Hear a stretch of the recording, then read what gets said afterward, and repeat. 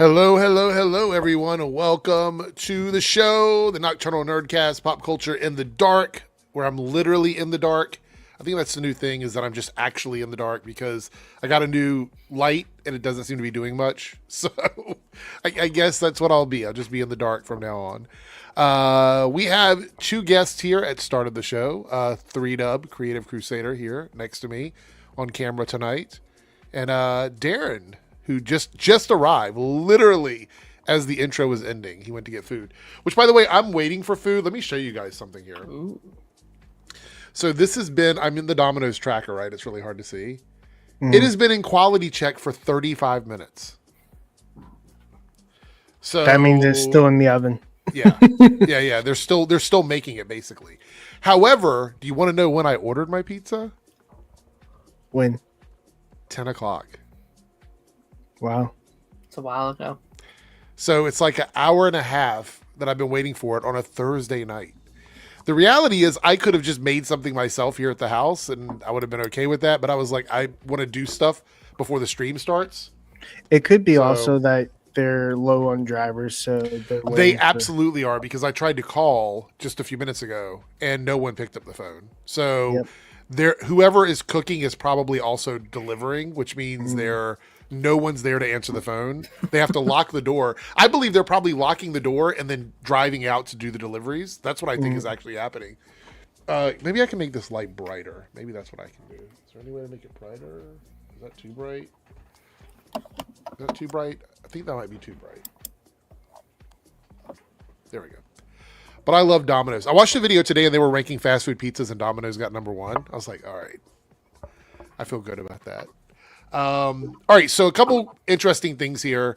For some reason, when I went in and changed things, it added Twitch back to the thing for some reason. So I'm on Twitch right now. I just saw a comment like, welcome back to Twitch. I'm like, oh, yeah. So I guess we're on Twitch tonight. If I end up getting like, I don't know, 10 or 15 viewers over on Twitch, well, I can do like a Twitch thing as well. Like, I don't mind adding Twitch back into the rotation. I see Gamerman X9000 is over there on Twitch. I think he's the only person in the chat. So, but thank you for being there, Gamerman. If you're on Twitch and you want to donate, the donate link still works on Twitch. Jake has arrived. Jake is here. Oh, I'm here. Wolverine, so there we is go. that you? There's a few people over on Twitch. Anyway, Dalton says I'm a Little Caesars guy. Little Caesars isn't bad. Yes, Darren, this is my chair for the announcement. I forgot about these things on Twitch. The emotes float on my screen over at Twitch. So if you're over on Twitch and you put emotes in the chat, they're gonna like fly up on my screen. That's pretty funny. But yeah, I like Little Caesars too. Little Caesars isn't like in my order of ranking. This is my four. I'm gonna go with the big four, which is Domino's, Pizza Hut, Little Caesars, Papa John's. Right. I'm gonna go with those four. What, did I leave one out? No. But here's what I'll say. Little Caesars in general, I don't think is very good. Right. But their like pretzel crust nacho cheese pizza that's probably my favorite pizza I've ever tasted in my life. I think that's so good. I miss the days when you could ride up to Little Caesars on your bike, get an 8-piece pie for like $5, and then that fed your family. You know, Little Caesars went from being like they had. So when Little Caesars was bad and cheap, that wasn't a problem. Like when you get a $5 hot and ready, and it's like you know it's going to taste like lunchroom pizza, right? Yeah. You know that already, but you're getting it because it's inexpensive. It's cheap. Yeah. Hell, I didn't even mind when they did like $8 for a deep dish. I'm like, okay, that's one thing. But then they charged $12 for the same deep dish, but have bacon on the exterior. It's like, okay, that's too damn much. Yeah, but when they up the prices by $3, it's no longer acceptable in my mind. When it went up by $3, I'm like, you're almost the same price as a Domino's pizza, and at that point, I'm just gonna go get the better pizza because it's only a few dollars difference. Okay, at so that point. what's the rankings of the big four? Because So I know mine's gonna piss people off. Okay, so this is a random thing that I just thought about. So you guys no preparing for this whatsoever. So my ranking would be from worst to best, right? So worst to me, and I think it's going to be the same for everybody, is probably Little Caesars. I think Little Caesars is just the worst. At least in my area, it is. Not for me. It's not. So worst. Then I would say Papa John's for me. Most Papa John's pizzas in this area are dry. Their crust is very dry. Number 2 for me would be Pizza Hut, specifically for their thin and crispy pizza. Their thin and crispy pizza is the best thing on their menu, in my opinion. Doesn't matter what toppings you get. It's just their best pizza. Their pan pizza's fallen off a lot, so I don't really count that. But number 1 for me is Domino's. it's easily All right, Domino's for me. So. We're going to have a very different list. Okay. So my number 4, as in the bottom of these, is actually Papa John's. Okay. I can see that. Yeah, the crust is always way too dry, way too much powder on the crust for my liking. I've never really been a fan of it. Number 3 is Little Caesars. I just had it like a month ago. When Little Caesars is good, it's good. Mm. And I'll say this, their cheese bread to this day is still fucking great. I think their cheese bread is better than their pizza, to be honest. Yeah, there's definitely an argument there. I'll say my number 2, maybe this one's controversial. I don't know. My number 2 is Domino's. I like a lot of the things from there. They've been expanding their menu over the last couple of years, which I found interesting, like having all those other sides with that pizza. But my number 1, maybe for nostalgic reasons, I don't know, but me and my friends would go to a lot of different Pizza Huts back in the day and just, hang around there at all sorts of odd hours. This is before the world died and people actually went out socially. I think for me, Pizza Hut being at number 2 might even be a little bit of nostalgia to it. Yeah. I don't think I honestly probably say there's other chains that are better than Pizza Hut that could probably take that number 2 spot. But for me, one specific type of pizza is definitely the one pizza I would go to Pizza Hut for. Yeah, for anybody who's ever been to Moorhead, I'll say this: it's a local family pizza place down there. It's called Roma. Mm. That is the best damn pizza I've ever had to this day. I think local pizza is always better than the it usually is. Yeah, it usually is. Those family-owned places, yeah. I can pick like 8 different pizza places that you guys have never heard of just because it's local and it's just at this rate, I might not even get my food. That's what I feel like. At this rate, it was set being made for an hour. Now it said it's done for over 40 minutes, and it's still sitting there, which means even if I get it, it's probably not going to be good. It's probably going to be cold. Just cancel it and go somewhere else. Well, there's no way to cancel on the app. I don't know how to cancel. But what I will do is if I get it and it's cold, I will call tomorrow when the staff is different and tell them I ordered a pizza at 10 and it took 2 hours for me to get my food. Am I going to get a coupon or something like that? So speaking of things that you order a while ago and they took a certain time to get here, there's a Funko I ordered off Amazon over a month ago that just finally got here. Wow. Well, at least it didn't get cold in the mail. Right. Or maybe it did. I don't know. The Dead Strange Funko. That's cool. That's amazing. That's amazing. I'm very pleased with that one. 3Dub, we all know what your number 1 pizza place is. Yours and mine are the same one. It's Domino's. Yes, Domino's. Always 100%. Number 4 for me is actually Hungry Howie's. I've never had Hungry Howie. I've never even heard of it. Never even heard of it. By Joypad's Jake's reaction, he doesn't like it either. No, I can't stand the Hungry Howie's. While you're giving your list, I'm going to look that up and see what Hungry Howie's looks like. Number 4 is Little Caesars. Caesars.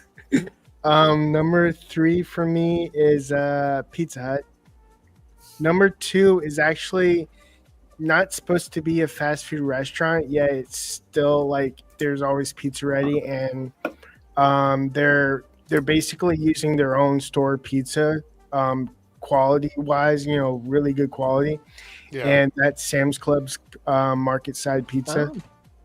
Sam's actually does have some really good pizza. Yeah, they're also Hungry Howard's is like stoner pizza. Basically, yeah. I mean, I just looked at the menu and I was like, wait a minute, this looks like something you would get at like one of those like corner shops or something. And speaking from personal experience, it's not even good stoned. And obviously, number one's Domino's. So, King Ryburn here says Hungry Howie's is great. There you go. I don't know if anybody in the chat lives up near the Boston area, but give Santarpio's a visit. Their pizza is delicious. We did have a random, I think it was Chris here, updated their list for the top 5 from Monday's stream. Oh, for the cartoons. Total Drama, Phineas and Ferb, Foster's Home for Imaginary Friends, The Spectacular Spider-Man, Avatar: The Last Airbender. Forgot about Foster's Home. I felt so bad for forgetting Spectacular Spider-Man last time. I was like, how did I forget that was 2000s? All right, we got a couple super chats, and then we're going to jump into a topic. Jose here with the $5 super chat. Thank you so much, Jose. He goes, let's fucking go. I had Little Caesars. I love it. Completely disagree with Darren. Didn't I praise Little Caesars? I said they have the best pizza I've ever had when it's good. I remember. Okay, so here's the trick. It's good the day you get it. Yeah. Here's the trick for Little Caesars. Like most Little Caesars, I won't say for all of them, for most of them. If you want to get good pizza at Little Caesars, you have to order something with a special something extra so they make it fresh for you. Like if you're ordering a regular pizza, say for example, you're just getting, we'll go with the simple one. You're just going with pepperoni pizza. Ask for like extra cheese or something so that they have to make it fresh for you and it goes into the thing when you get there. Like, you have to ask for something extra, just a little something extra. My thing too is, because Little Caesars for the longest time, I mean, there are multiple pizza places that are guilty of this to different degrees, but Little Caesars, I think, was the biggest culprit of it's good the day you get it, and reheating it tastes terrible. Which was? Little Caesars. Like, it does, 100%. Tastes terrible. And because of that, growing up, me and my friends, we always called it little cardboards because it tasted like cardboard when you reheated it. Oh, it says my driver's on the way, so I'm going to have the pizza sitting right here while we're chatting. So hopefully nobody gets super hungry. I might even turn my camera off to make sure people don't have to watch me eating. So I mean, I had a burger tonight. Okay, all right. If you answer the door wearing that, I don't know. They might run away with the pizza. We do have somebody I haven't seen in a while in the chat. Where'd the comment go here? No, Canada Graphs. I was about to say the one in the bayou. Yeah, Canada Graphs is here. Good to see you, Canada Graphs. He's here from 2 platforms, it looks like. Oh, yeah. Because I saw a YouTube one pop up also. Yeah, we have 3 people watching on Twitch. Thank you, 3 viewers over on Twitch. I appreciate it. We have a super chat from Rudo, $2 super chat. Had Domino's stuffed crust recently. Pizza Hut is better. Yeah. Recently, Pizza Hut's better. Yeah. I've never had Domino's stuffed crust. Okay. I've mentioned this before in mini streams. I don't like cheese stuffed crust because usually it never cooks right because it's either not melted enough or it's too fucking hot, it burns your mouth. So I don't like that type of crust. However, and people in the chat may not remember this. It really depends on what kind of frozen pizzas you end up getting. But I used to get a frozen pizza called Freschetta. Freschetta, I think was the name of it. And they had a spicy stuffed sauce crust. So like it was like dipping a breadstick in sauce, but it was like a spicy tomato sauce. So you would eat your pizza and then the crust would be filled with like a spicy tomato sauce. It was so fucking good. Then they got bought out by another fucking company and that company took that away from it. They stopped making those. I was so fucking mad. Can we jump onto a topic before I get hungry, please? Well, we got one more super chat, then we're going to jump into a topic. King Ryburn says, $1.99 super chat, Sidewall Pizza is top tier. I've never heard of Sidewall. What state is that in? Must be local. Yeah, what state is that in? I would love to try it. That sounds like a name for corner pizza. Yeah. All right, so it says the ETA for my delivery is about 10 minutes from now. So we'll see if it actually shows up in 10 minutes. And if it's actually edible. If it's cold, I might have to wait and reheat it after we're done with the stream, which is fine. Actually, the handmade pans reheat perfectly. Like, they're very good when you reheat them. Oh, it's in SoCare, apparently. Yeah. It's in where? You stocked them. No, I looked at the chat. Oh, okay. I thought you looked it up and said where it was. All right. Grape. Never mind. Let's get into some fun stuff. Well, not so fun, but just kind of generality type stuff. We're talking about some numbers here because we're getting to the end of the run for a lot of movies. Good way to hype up your stream. Call it not fun. Not fun. Well, I don't particularly like discussing numbers. I feel like to me it's kind of boring, but I know a lot of people like to hear about it. So we talk about it because I know a lot about these numbers. I've done a lot of research on it. Unfortunately, debunking people with bad faith math is something that I do all the time. So you do math and they do meth. Yeah, pretty much. So we have some end numbers here for Fantastic Four. And I will say this is exactly what I thought it was going to do like about a week ago when I was looking at where it was going to be, that 500 million was in sight, but not much over 500 million unless it stays in theaters for a while. Now, Disney, oddly enough, tends to keep movies in theaters longer than most of the other studios. Yeah. Yep. So they will keep them in theaters between 60 and 70 days, which is about 15 to 20 days longer than the average movie stays in theaters. So they might keep this in for the rest of August without putting it out on VOD. It's a big possibility. However, it looks like 520 is the ceiling on what it could make in theaters based on just the analysts talking about looking at numbers and figuring out where it's going to go and everything. I'm not an analyst, so I'm going to go with their expertise. 520 seems to be the ceiling. I would be happy with 5 because I feel like 5 is where I thought it was going to end up after that first weekend. And I think the studio understands the assignment. I believe that, and I said this before, Superman had to overperform. Fantastic Four just had to do okay. Right. Yeah. Mhm. Because Marvel's going to keep trucking along. As long as their movies are turning some sort of return on investment, Yeah. it doesn't really matter to them. But Superman, with Warner Brothers and David Zaslav and their board of directors and stuff, that movie had to do what it did because otherwise that would have been sort of the end of that. Like, I don't think it would have gone any further. No, it's the one that's kicking off their whole universe. So Right. Yeah. And I think it helped a lot with them putting deals with like Pizza Hut and stuff like that with Fantastic Four. Oh, you mean Little Caesars? Yeah, Little Caesars. Way to pull it back into pizza again. Way to get back into pizza again. I think it was a smart move on them so that they can make their budget back and make it lower than it was because they're like making money from them using the IP. I think all of them. I think all 3 MCU movies were kind of in an interesting spot this year, with Captain America, Thunderbolts, and Fantastic Four. Like, no matter how badly these movies did this year, they're all in Avengers Doomsday next year. So ultimately, they almost all get a second chance. And like hypothetically, I like to think, I would hope studios can be like, listen, Captain America didn't do so well, Fantastic Four didn't do amazing, Thunderbolts didn't do amazing, but people like all these people just saw them in Avengers Doomsday and made $1 billion at the box office, blank blank blank. So they hopefully are willing to be like, all right, let's give it a shot. Let's give them one more chance to redeem themselves in the box office. And again, I especially hope that's the case with like Captain America and Fantastic Four. Like Thunderbolts, I'm curious about because we don't know what that team looks like post Secret Wars, and like, is there even still going to be like a new Avengers at that point? I'm not sure. So we'll see. Hey, what about Eternal? Never mind.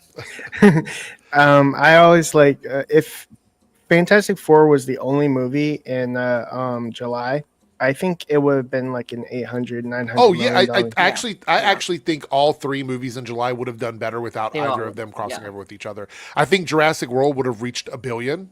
I think it would have reached $1 billion. I think Superman probably would have did about 150 million more than what it did if it were by itself. And I think Fantastic Four would have reached 500 million a week ago if they would have been by themselves. The problem is everybody dogpiled on top of each other. This should be a lesson to okay, so one of the biggest arguments I hear about movies like Captain Marvel is that movie only made $1 billion because of where they placed her film, which was in between 2 big movies and on the other side of an Ant-Man movie. But they kept talking about that. Where you place a film and the marketing that surrounds that film is almost as important as the film itself for that film to have a good time in theaters. So whether Captain Marvel was amazing or not that opening weekend, it was in a great spot to make money for Marvel where it was. And I think the issue is these 3 films we've had this year I don't think they really, really were confident about where they placed them in the calendar. And I do think there were some mistakes there. I mean, first of all, Captain America came out in a dead time of the year, just absolutely dead. Well, Captain Marvel also came out at a time where, like, back then, especially during the highs of Phase 3, Marvel was a surefire moneymaker. People were getting together for those events every time they came through, and then people would like or dislike certain things. I mean, hell, like we just said, Captain Marvel made $1 billion, and now it's regarded as like one of the weaker entries in the MCU. But they're not as surefire of a moneymaker as they used to be. So some of the people are having to have their trust won back.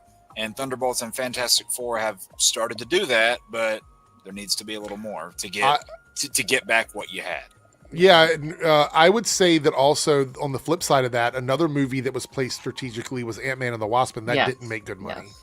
No. Yeah, so it's hard to argue that Captain Marvel only did good because of the marketing. I don't think that's the case. I think there was repeat viewing on Captain Marvel. I would push back a little bit because I think Captain Marvel, you could argue, is literally a sequel to Infinity War. When Infinity War ends with like the Captain Marvel logo showing up and with Nick Fury doing that, so Captain Marvel was arguably a direct sequel, and everyone's like, oh my gosh, I need to see what happens next if it ties to Infinity War.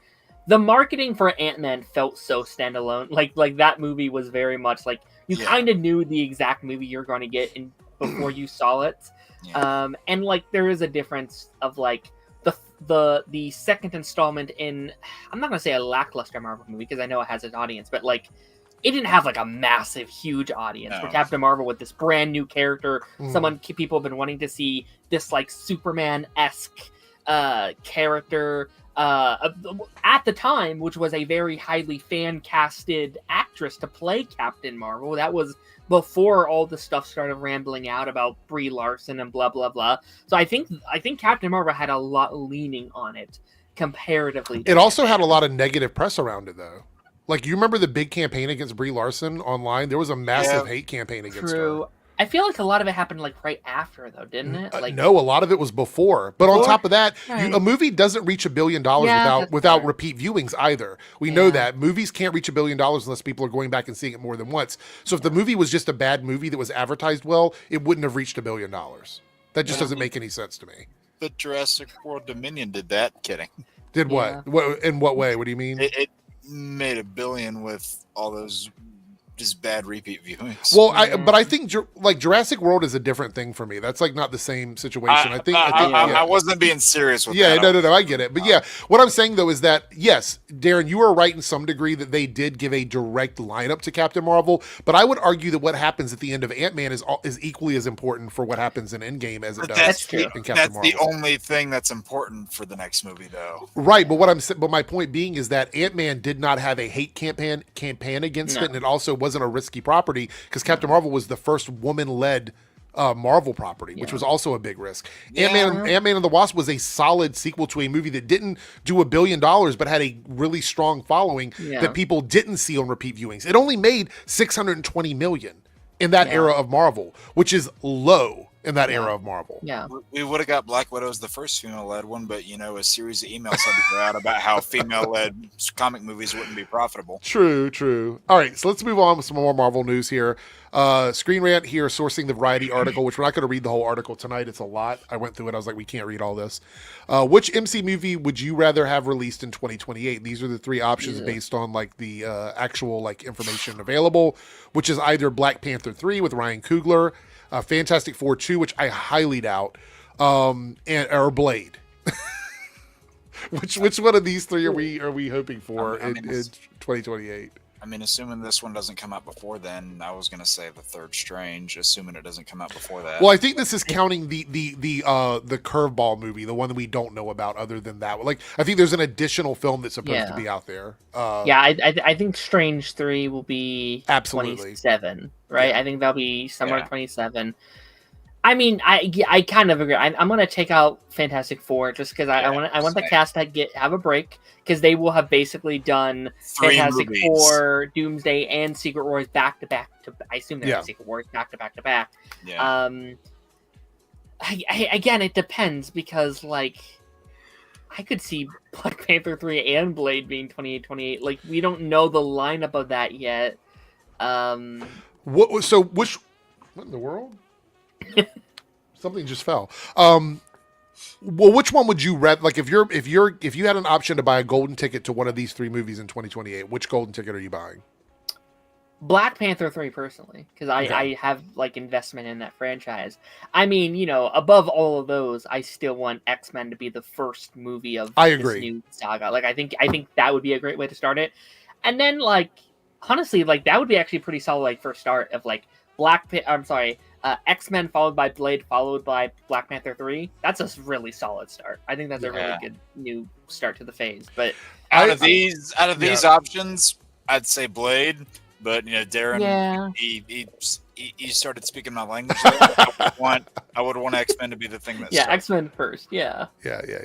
No, I mean, I think actually this, if I'm reading this right, this question is asked with the assumption that both X-Men is coming out as planned and that Doctor Strange is going to be the next movie. So these are the outlier films to that. Right. So yeah, of course we all want, you know, X-Men and everything to come out, but specifically out of these 3, I think Fantastic Four, for reason why I don't think that's up for the next film is because it's so soon. I'd rather have one of the Blade movie you've been waiting for forever, or the trilogy ender of Black Panther that may lead into a 4th Black Panther movie, because we still don't know. I actually think my food has arrived, so you guys discuss this, and I'm going to see if my pizza is cold. I'll be back. Yeah. It's crazy to think that Blade got announced all the way back in 2019. Yeah. And all we've heard is the voice of Mahershala Ali talking to Black Knight. That's all. No, we need, like, I don't know. I'm again in a very weird place with Blade, where I really am just kind of like, take all the time you need, just make a really good Blade movie, just do your thing. But again, like, it would be kind of fitting if it is Blade and X-Men as you're starting to this new universe, because those are two of the two of the big. They made the rest of the Marvel movies possible. Yeah, so there is something very fitting about that, and then carried with Black Panther. Like, Black Panther has been one of the, I'd argue, the biggest foundations of the MCU up until this point. Like, you know, Ryan Coogler is really making a name for himself. So if you're really trying to sell in this new universe, we are trying to focus on quality. Black Panther? That's not what I mean. Black Panther 3 is a really, really... You might as well call Ryan Coogler the Black Panther. He's carrying it all on his back. He's carrying it, yeah. Oh, man.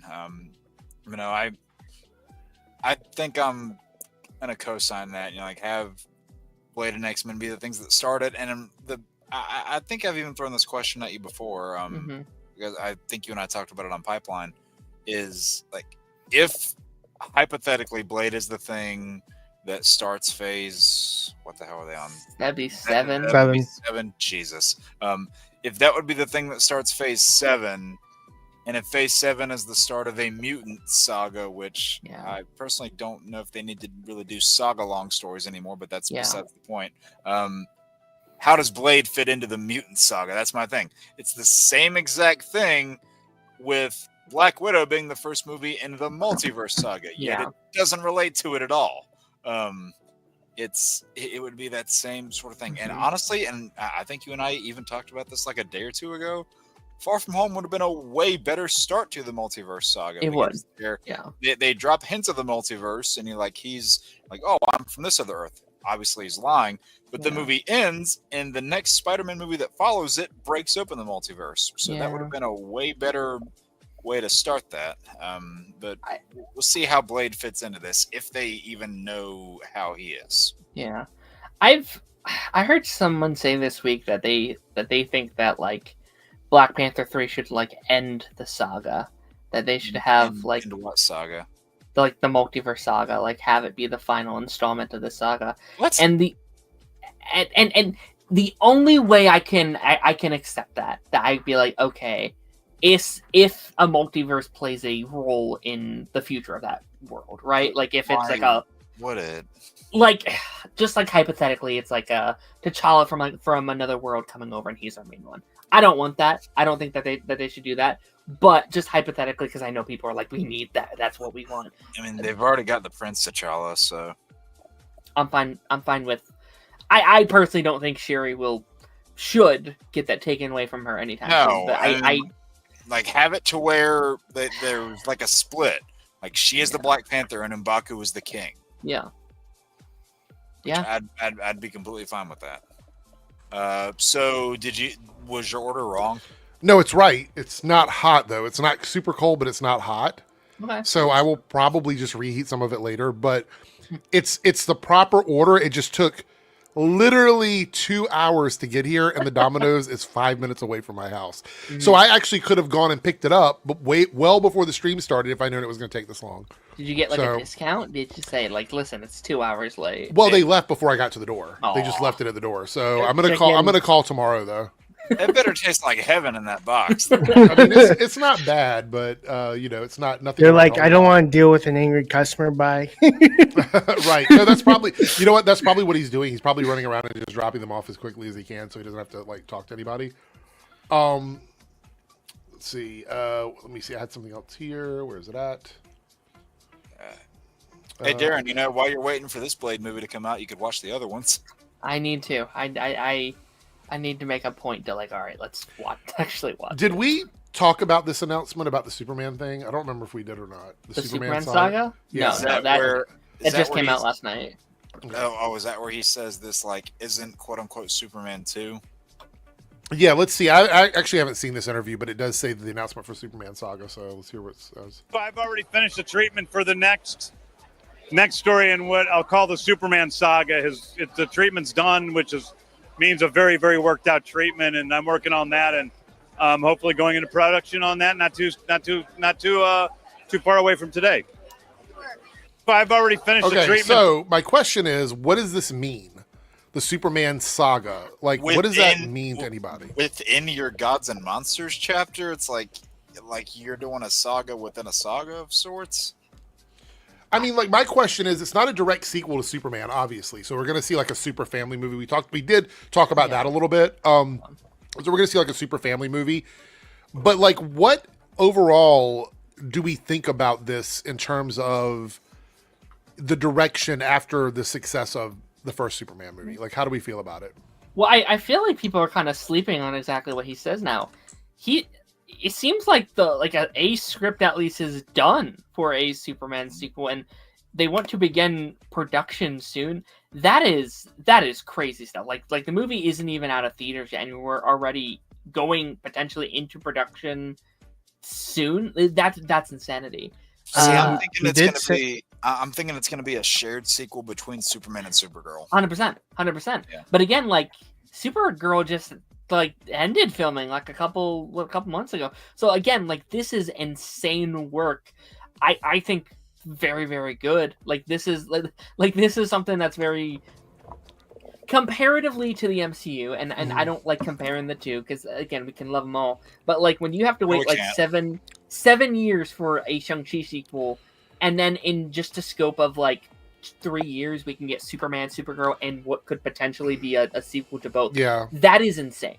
Well, we talked a little bit about this. One of the biggest issues with the MCU in phases 4 and 5 was no follow-ups to anything. You introduce a bunch of things, and then there's not enough consistent follow-up to it, right? Mm-hmm. So the great thing about starting out a new universe is you have that direction like we did in the earlier phases where you have like maybe 4 or 5 characters you're really focused on. And what happened with the Marvel is they extended the world so big, and then they discarded a lot of those stories. They didn't follow through with them. This is a direct sequel to both Superman and Supergirl. And this also speaks against all of the people saying that the movie is not doing well, and they're lying about it. Why would they greenlight a Superman saga film if the movie wasn't doing good? Why would they do that? I'm sure there's conspiracy theories about it, but they wouldn't. They would literally not do it. They would cancel it. They shelved Batgirl. Like, they don't care. If it wasn't making money, they would end it.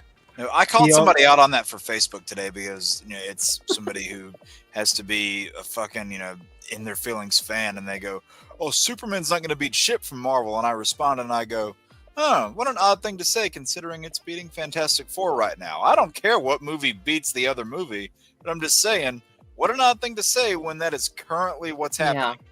He said that Superman, if it passed 500, it's a success. So it's a success. Yeah, I this reminds me, honestly, of TV, of like what they're doing right now, and that is so refreshing to be like every year there's a follow up to something else. There's this consistent storytelling that we are managing from day one, where it's like, well, we have the Superman movie, and that's going to lead into Peacemaker, which is going to lead into Lanterns, which is going to lead into Super. Like, it feels like there's this kind of consistent flow of storytelling. Reminds me a little bit of like what like Harry Potter did with like those like early movies, where it's like every year or so there's a new installment in this world, and it keeps you invested, and it keeps you honest, and it keeps you intrigued into what you're doing, and I think that could either be to their benefit or their disadvantage. We just kind of have to wait and see. I also think are we just naming off things you haven't finished tonight. I also think that he's doing it better than what the previous installments were. Like, Man of Steel never actually got a direct sequel. Yeah. And it was a terrible idea to just like throw Batman v Superman. You're muted. No, I actually disagree with that. This isn't a direct sequel, though. That's the problem. That's one of the issues I had with Man of Steel, was there was never a direct sequel to Man of Steel. So I appreciate what he's doing, but I actually wish we were getting a proper Superman too. No, what I mean is it's going to be Superman, then Supergirl, and then the team up movie ish. Yeah, which is not like. Yeah, I think it was terrible that it went from Man of Steel to Batman v Superman. It's hard to say because we don't know what this is yet, like, obviously. But, like, I think it's going to be more sequel than not, personally. Like, with Batman v Superman, I always thought it was more Batman movie than Superman movie. Like that was always the vibe I got. This, I do think, will be a Superman movie, but it will also just be a Supergirl movie. And that's not much different than what, like, this movie was. Like, yes, it was a Superman movie, but it was also like a Lois Lane movie, and it was also a Lex Luthor movie, and like it had their co-leads. I think this will be a sequel to both Superman and Supergirl. And again, we are speaking in hypotheticals. It could not be Supergirl. Technically, we don't know 100% for sure. We're pretty positive, but like it could shift. It could be something else completely. But I think this will work as a quote unquote sequel for Superman. They could do like what they the formula that they did with Superman and Lois, where it was a literal 50-50 on story. Sure, yeah. And not feel like one's topping the other. maybe. I still would prefer like a proper Superman sequel, but we'll see. Let's see where we go with this. I do want to talk a little bit about this news as well. The VOD thing. We did briefly talk about it on Monday, but I've seen a lot of discourse around it because of the window being less than 45 days. I did a video 2 days ago on the Debunks channel where I talked about this. The theatrical window release for Superman is in line with the industry standard. Like, it feels like it's coming out really soon, but this is literally the industry standard, which is between 30 and 45 days. Theaters have actually asked studios to wait till 45 days, but studios have not actually honored that request. Yeah. Like, it's a request. They haven't really honored that request. Disney is the only one that's done it, but that doesn't make it an industry standard. They're one company that has done that. It looks like Ronan has arrived. What's up, y'all? There we go. What's What's up, up, man? So this is falling in line with the standard, which is an average release schedule for this. And a lot of people say James Gunn was lying because he said one thing and then there was another. Let's read his statement, and then I even want to dive further into that concept that James Gunn was lying. So he said, I originally thought Peacemaker was going to be coming out next month. There are a lot of things that are beyond our control, so that Peacemaker is coming out now, and at the end of the day, I wanted everyone to be able to see Superman that wanted to, even those people who couldn't get to a theater before Peacemaker.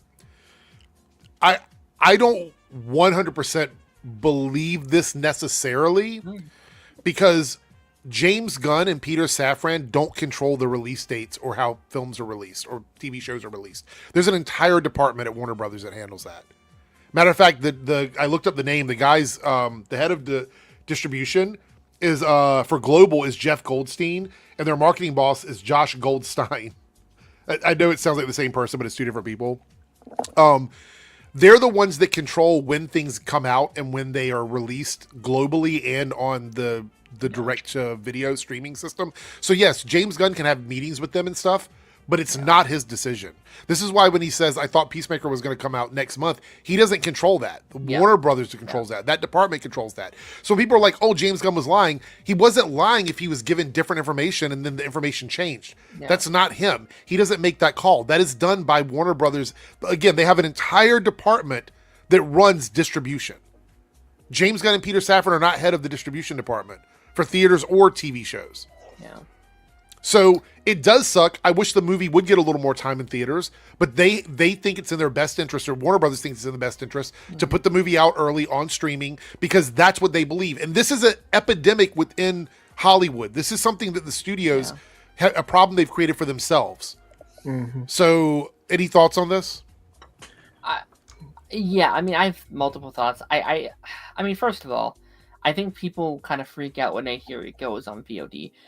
Like, a movie going on VOD doesn't automatically mean it's going on to theaters. It just means it is also going to be on VOD, which also makes money for a studio. I think people forget you have to buy the movie still. Like, you're not just going to be able to watch it for free. The studio is still financially getting supported when you do this.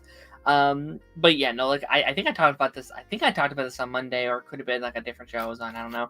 But like, I did say I thought they wanted Superman on VOD for Peacemaker, for they could hopefully heavily push it, because I've seen actually quite a bit of promotion today for this, them really, really pushing on this. Like, hey, Peacemaker comes out this week, come catch up, come do it.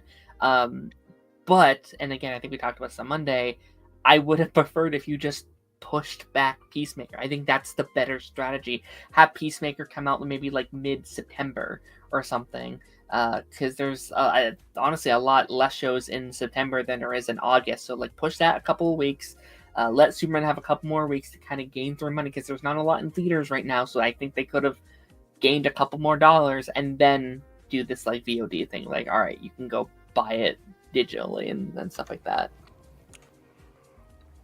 Let's see here. And this is about the release date, right? Or is it about the Superman saga?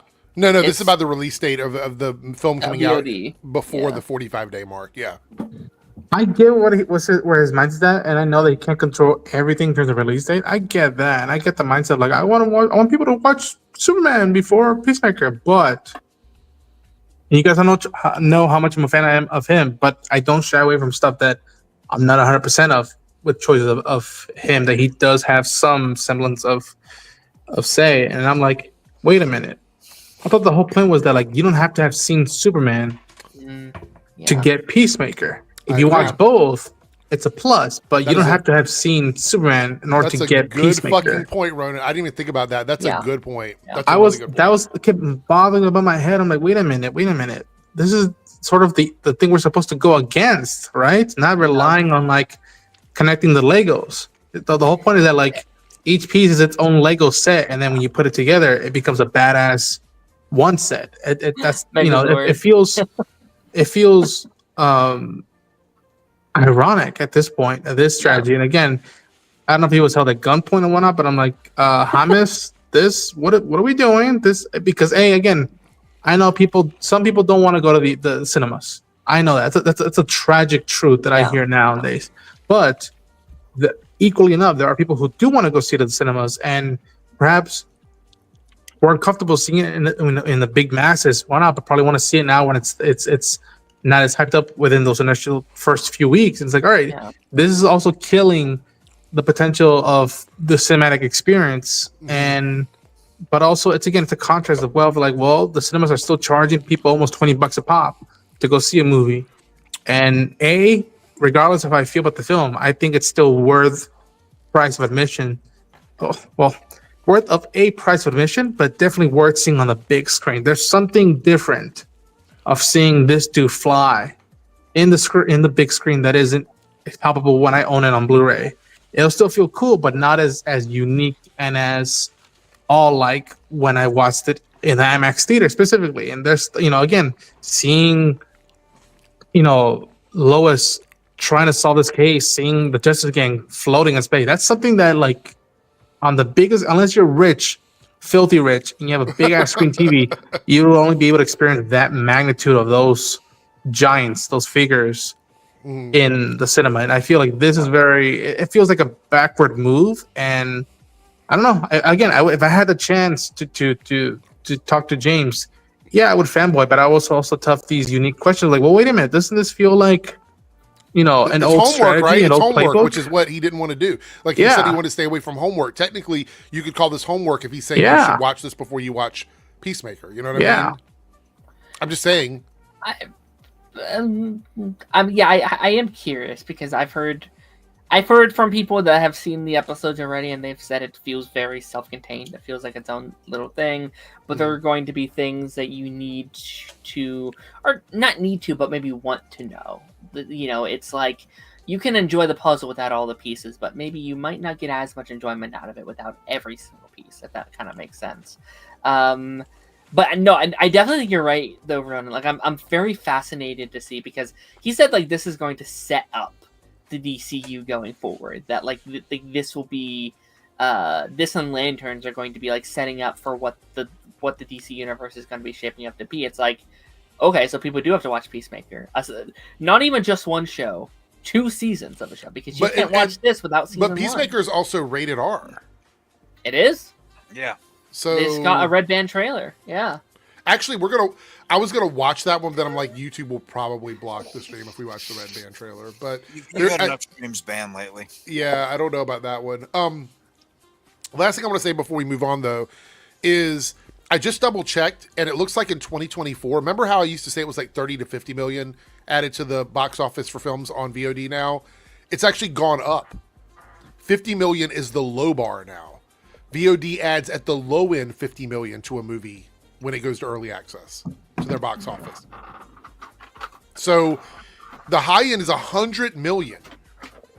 They're saying that movies now on early access VOD, the $20 to $25 pop rental fee, can add up to 100 million to a film's box office. And we don't know those numbers. We don't see those numbers. You know what I mean? No. So all we know is whether or not it's number one, how long it's number one, and that only gives us like a snapshot of it. But 50 million is the low bar now, which means Superman going to streaming is almost guaranteed to get an additional 50 million on the top of whatever it leaves the theater with. That's kind of crazy to me. Yeah. Honestly. Look, I see people in the chat talking about not having money and stuff and they have to watch it at home. I'm not shaming anybody. Like, you watch anything however you want to watch it. Like, I'm not against it at all. It's just a little weird. Like, Ronan brought up a good point, and for me, it's a little weird also that they're rushing it out when I think they're leaving some money on the table at theaters. And I know it's still going to be in theaters, but I'm guessing that their department is looking at this and going, we can make 50 million on VOD, or we can make 25 million by leaving it in theaters. Yeah. So it's probably a net benefit for them to put it in VOD right now. You know. Did you have to something? Were you going to say something, Jake? Don't think he's there. No, I'm here. Did you? I thought you were going to say something. Did you have something to say or no? Also, can I say? I just, this is the previous title, the previous topic, Superman Saga. Mm-hmm. I could call me old school, old fashioned. I'm reading that more as like the corner of the DC universe that is handling right now Superman. That's the saga. It's not changing chapter 1, Gods of Monsters. It's not setting up a trilogy. It's just that the next continuation of this Superman story, it's being labeled Superman Saga. And when I saw that interview, I almost saw him almost throwing as a riff to people, because he knew he was going to be asked about those photos. It's like, okay, Superman Saga, which, I don't think is the main title, but yeah, I hope I wasn't the only one thinking that way. If it is, then damn. I wonder if he's doing like, instead of like the MCU where it's like phase 1, 2, and 3, and then you have the Infinity Saga. I wonder if he's doing the Superman Saga as phase 1, and then like that. But the overall phase is Gods of Monster. Yeah. Also, call me wild, but I see these questions being posed, and you know what? The usual suspect outlets, they're supposed to be asked this. The editor's telling them, you gotta ask them about the Superman photo. You gotta ask them about this, to me, I find more fascination when someone asks about Harley Quinn. I'm like, what is that doing? And the whole quote of like, you'll know later on who will be playing Harley Quinn. That was more fascinating to me than the Superman Saga title. Mm-hmm. Like, if I had the opportunity, I would ask him those, curveballs of like, okay, we hear you're working on Superman, on the future of that character. Brave and the Bold is still in development. One of them is still in development. Ask him what he hasn't been asked yet. Ask him about, okay, well, if you're not gonna just do the usual suspects, what else is in play? Is Animal Man in play? Is the likes of the Sandman? Is that just something to tease for the future, or is that something that you're interested in developing? And ask him those. They don't put the real fans out there to ask the questions. It's just people that are on their payroll, pretty much. And it goes back to that idea. I think I told y'all, or maybe I just told Jake and Darren, of like, James, Peter, everybody else, like, throw a curveball. Don't go for the usual suspects. Lean into the podcasts that spend each week, like us, like the Pipeline, like Council, like all these podcasts. And like, throw a curveball and be like, all right, what's something that I haven't been asked yet? The whole Batman shit. Everybody's gonna be asking that until the fucking movie comes out, or until the trailer comes out. Ask him something non-Batman related and see where's that at. If not, how different are we from the previous regime? Yeah. I think, I don't know if you have this in your things, Eric, but like, I do think the Harley Quinn thing it's such a tricky spot. I think she's. I mean, we can talk about it now. I have it in here, but if you want to talk about it, we can talk about it now. I think Harley Quinn is in a trickier spot than any other DCU character right now, because what James has done thus far is he's like, all right, all the original DCEU stuff, we are going as far away from that as possible, and then any character he's introduced or he's worked with, he's kind of keeping those people. And we can argue the like pros and cons of that all we want. We've done it a million times, but Harley Quinn is both. She's from the early days of what that universe has done, and he's also worked with her. So it's like, okay, if we bring back Harley Quinn, it makes sense. Peacemaker's back, and Walder's back. But then what about Jared Leto? What about some of these other names surrounding her involvement in the DCEU? Yeah. Harley Quinn has a lot of weight, and Margot Robbie has a lot of weight as well. So it's like, it's a headline if you are recasting Margot Robbie, one of the most successful actresses in Hollywood right now. Like, that's hard to do, I'd say. Yeah. So we'll see. We'll see. I honestly, I don't know. So it's like, what are we holding on to? And actually, a lot of these questions will get answered in Peacemaker Season 2. Once we're done with Peacemaker Season 2, I think we'll have somewhat of a clearer idea of what his concept of like keeping characters around and like replacing characters or whatever. We'll understand that a bit more, unless the show is so wacky it doesn't really answer any questions. I don't know. We did have a comment here I wanted to address from Evenflow, though. Says, I don't think Gunn wants to be as limiting as to have phases. He seemed pretty annoyed to having to fit Guardians into studio plans. Okay, two things about this. He's Kevin Feige now. Yeah. So everyone that works under him is going to be under the same constraints that he had under Kevin Feige. So I think he understands that. So I don't think that's necessarily the top of the list of things that he's concerned about. And anytime you're working with an established IP, you're going to have some editor or some producer or somebody over top of you telling you what you can and can't do, because that is literally what they're there for. Every comic book in the existence of time right now, unless it's a brand new character, is subject to oversight from a company or an editor or something like that. Well, a brand new day started half an hour ago, so maybe. Yeah, exactly. Yeah. So, all right. We have a couple of super chats here. We're 5 out of 10, guys, so we're halfway there. Can I go back just like really, really, really? Yeah, really go ahead. I actually do kind of agree with them. Like, I do wonder how much of that original announcement was like corporate overhead. Like, I personally think if James Gunn was in 100% control of what they were going to do, like marketing wise, I don't think he would have done that giant Gods and Monsters slate. Oh, you mean back at the beginning, the very first thing they announced? Yeah. I think if it was up to him, he would have been like, listen, Superman, Supergirl, maybe Lanterns, maybe Authorities or something. I agree. The first couple. I'll agree with that. Yeah. So I would not be shocked if like he also maybe that was a corporate mandate. Like, oh, the MCU does, and they found great success. Let's also do, chapters. Like I would not be shocked that maybe they drop the whole gods and monsters thing, because again, they haven't referenced that since the first announcement, and there hasn't been any gods. There were some monsters, I guess, but like I don't know. Like I'll be honest. So gods and monsters made me think of Zack Snyder. To be honest, like that title seems very Snyder coded. Sure. A little bit, sure. I mean, there's a movie based on that title, but like, I look at it now and I'm like, you know what? I remember the heyday of watching some YouTube video of people at the El Capitan Theater when they rolled out Phase 2, 3, and they announced Captain Marvel, Black Panther, the Inhumans, so and so and so.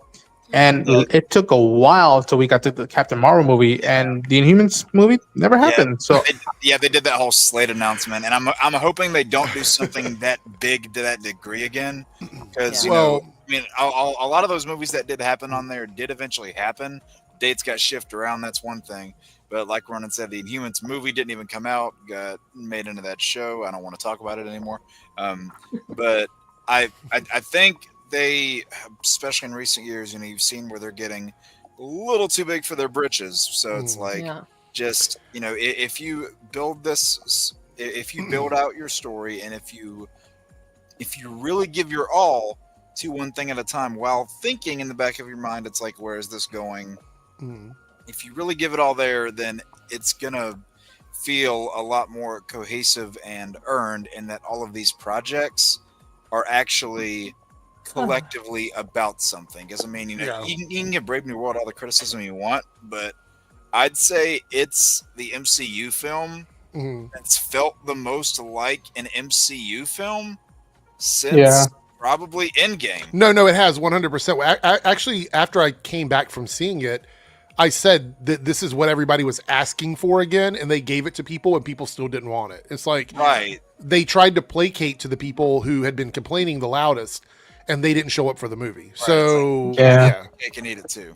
Yeah. And again, I look back at that video. I still love that video, but even I was just like, that's a few projects too many that I would have you know, shown my cards with. And like I look at it now, I'm like, it's been what, 3-4 years, almost gonna be 4 years now since that video dropped, and only 4 of those stuff are guaranteed to either come out or have already been out by now, maybe 5. And what I would have done is completely reworked.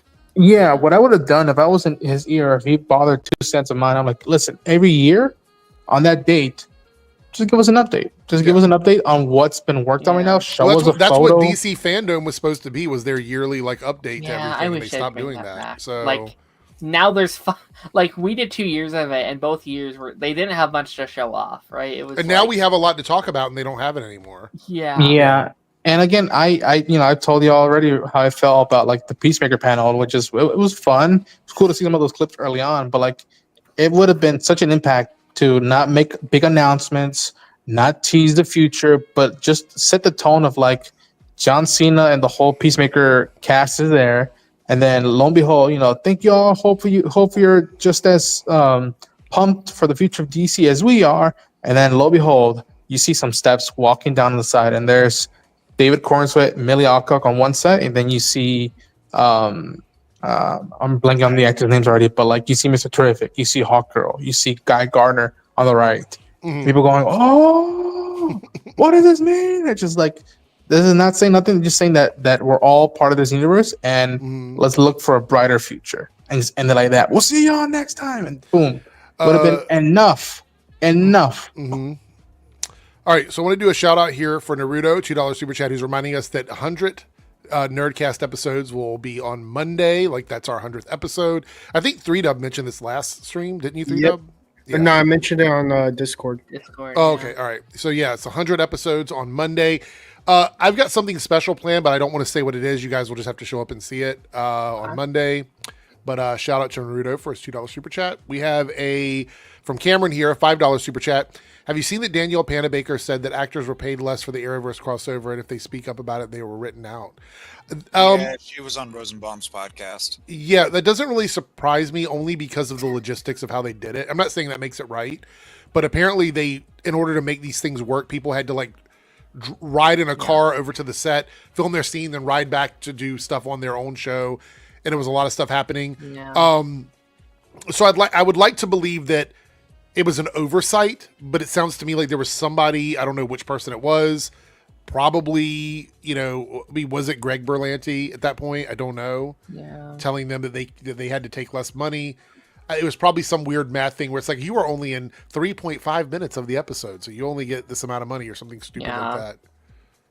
So that whole mathematical formula blows my mind, especially when you try to account for, especially in Infinite Earths, all the CG that they used for things that they just didn't need to. It's like, you could have brought in at least like 1 or 2 more actors with all that. Yeah. And maybe I'm thinking out of this place. I'm more of a fan, unless as a executive or producer.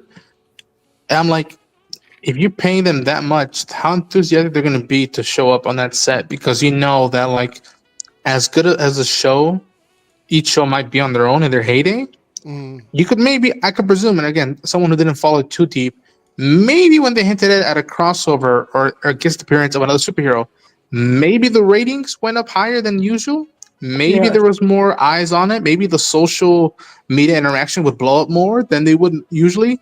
I don't know. I'm just taking a swing. So that comp for them with payment would have been enough, in my opinion, to be like, all right, we're going to pay you extra because word of mouth is going to go high when your episode drops. So we appreciate it. I don't know. Cantergraphs was saying that wasn't a day in, day out situation. That might happen like 3 to 5 times in a crossover total, going from set to set, then back to set. I guess that's the end of the comment. I see the. Well, that was. I saw something from I think Steven and Kyler years ago where they were saying, like, whenever they were doing those crossovers, that was one of the biggest complications for them. Yeah. Is, they're having people that are trying to break down the scene. And they're like, no, we know what the scene is. What show is this? Yeah. Like, that was apparently one of their biggest complications. Listen, I love those crossovers more than I love most media, like, in general. Like, I love those things to death. But you can understand why after a while they stopped doing them, especially around the COVID era. Incredible. Again, like, every time we hear an actor speak out about them, it's normally in a negative light. Not that they didn't like doing them, because it seems like they loved hanging out together. But, like, production-wise, I can't even imagine the blood, sweat, and tears that went into making that possible. And I think, the CW executives and actors and writers, they had passion, they had dream, but they didn't necessarily have the resources to always pull it off to the way they wanted to. I think this is a situation where they were doing stuff that the movies couldn't do. They were doing that on a quarter of the budget. They were doing that on, without all the resources they needed to do everything. And I think this is one of the consequences of that. I'm not saying it's good. It's certainly not good. It's actually very, very bad. But, like, I think as more time passes, we are going to see more people speaking out, being like, listen, those sets were not good to work on. They were very hard to work on, blah, blah, blah. It's well, no, Darren. You know why? Do you know why? One of the biggest reasons why that essentially carried DC throughout the 2010s in live action, they took their time building out that universe. Yeah. So when the big moments happened, they felt earned. I wish they were given just a little bit more. Like, I wish the studio would have been like, listen, I see what you guys are doing. We are struggling over here to eat. Like, we don't have a Superman, we don't have a Batman, we don't have a Wonder Woman's very hated. Let's just give y'all a couple more dollars, just to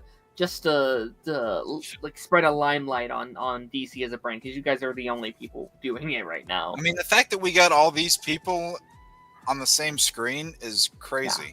Well, actually, no. I just realized this cover's kind of a lie, because it's got Arthur Darvill on there, and he wasn't in that crossover. I just realized that looking at it. His voice is there, though, right? Oh no, that's Barry. I'm sorry. No, that's Grant. Damn, that's right. No, I just realized that. I was like, wait a minute, you're not there. It's actually a damn shame Arthur never did a crossover. I actually think he would have been really cool in a crossover. Did he never do one? I don't think so. I guess not. Yeah. I think he was in the same episode as Oliver Queen in season 2, episode 1. Sure. No, that would have been season 1, right? That was the.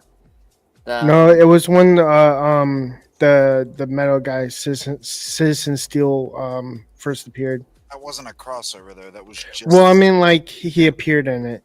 it was technically like he was a mayor and they needed like a reason for Citizen Steel to be on the.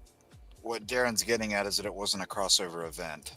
Yeah, and I mean, with that logic, like he was in the Arrow episode in season 1 as well, right? With the 49 episode as well. The Star City 46 one, yeah.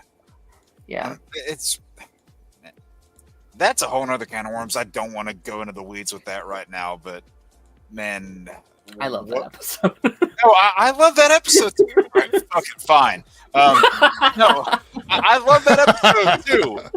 What pissed me off was that whenever they brought that time and setting back around the crisis, yeah, it made no sense. Yeah. Like, because like you cannot tell me that is the same. I'm sorry, I just got to get this out. Yeah, you can't tell me that that's the same time or version that they went to, because when they visited in Crisis, one, Oliver is like amazed to see Sarah alive, let alone like in that current state of mind, has no idea of what any of these universes are, has no idea that a Legends even started. Nothing in Arrow presumably happened up to that point. Mm-hmm.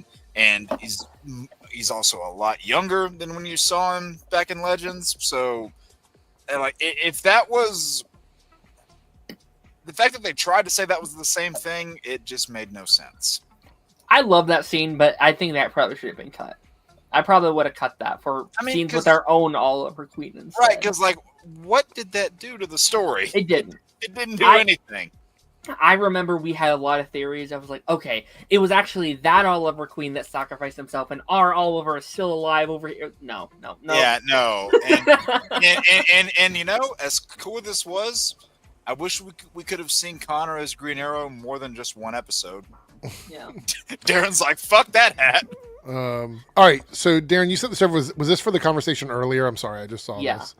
Yeah. So Superman leads directly into Peacemaker. We have the setting of all the rest of the DCU in the season of Peacemaker. It's incredibly important.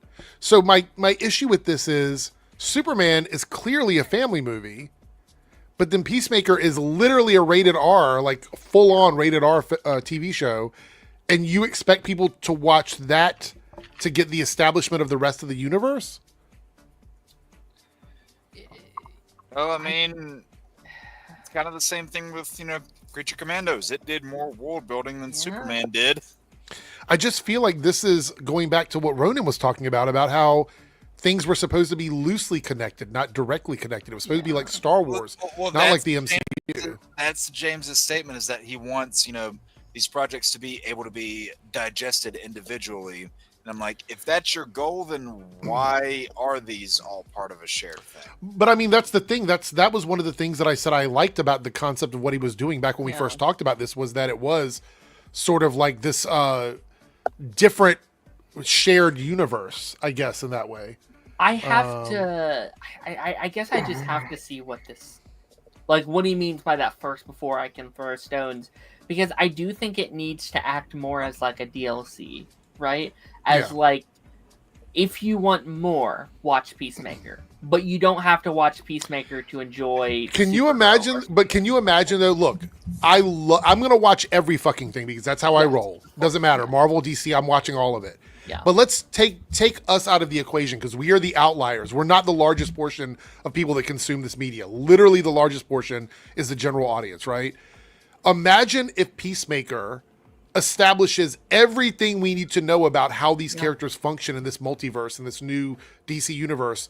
It establishes it in that show, and you will not know anything about that unless you watch Peacemaker. So every property moving forward is you are absent of a piece of information that you need to have to enjoy those movies and TV shows. Not only do you have to watch this one season, you have to watch a DCEU show first. You have to go back to season 1 with Ezra Miller and Jason Momoa as Aquaman. And again, like, this comes with a problem that we've been saying for a while of like the like downsides of that. And again, like I think there needs to be that balance. I think it's cool to set up things here and do things here, but it cannot be a requirement. It Right. cannot be a requirement. There's been a headline going around that I bet you already have, Eric, but it's like, oh, is there gonna be a Peacemaker movie? I'm like, no. We have gone down this road before. We've seen what happens when people have to watch a TV show to watch a theatrical movie. Yeah. We've seen that. Don't do that here. Let him stay in his little bubble. He can do some crossovers. Do like you he think did this in is Superman. studio oversight, or do you think this is his decision Studio to do oversight. what? to connect things this way? Again, I don't know because I haven't seen it yet. I don't know the level of this yet. I honestly wonder how can you have a shared universe without some sort of thin little thread that connects certain aspects? No. I'm not complaining. Thin thread is fine for me, but in that statement that was made, the one that Darren shared with us, it says, Peacemaker is setting up the rest of the DCU. It's incredibly important. That's not a thread. That's a foundational brick, is what that is. I don't think it was wise to put it R-rated because I agree. Kids need to watch it to understand the full story too. Oh. They probably will. We got a special guest. Turkey, I always need a I only wanted to jump in real quick. They say, What TV do you have? What is that show you have playing? I'm watching Blue Bloods. I just want to jump in and say, to refer to what Darren was talking about, they're most likely the Justice League from the DCEU is going to be cut out of the previously on part of Peacemaker season 2. Whatever he already said, whatever you don't see in previously on is not canon. Well, yeah, I mean, I think me and Darren have already talked about this, that it would be just, before. Thank you. It would have been funny if, before we knew it was just going to be, him going from one universe to another one and then presumably just taking, over that one's life. No. How funny it would have been if they didn't spoil it.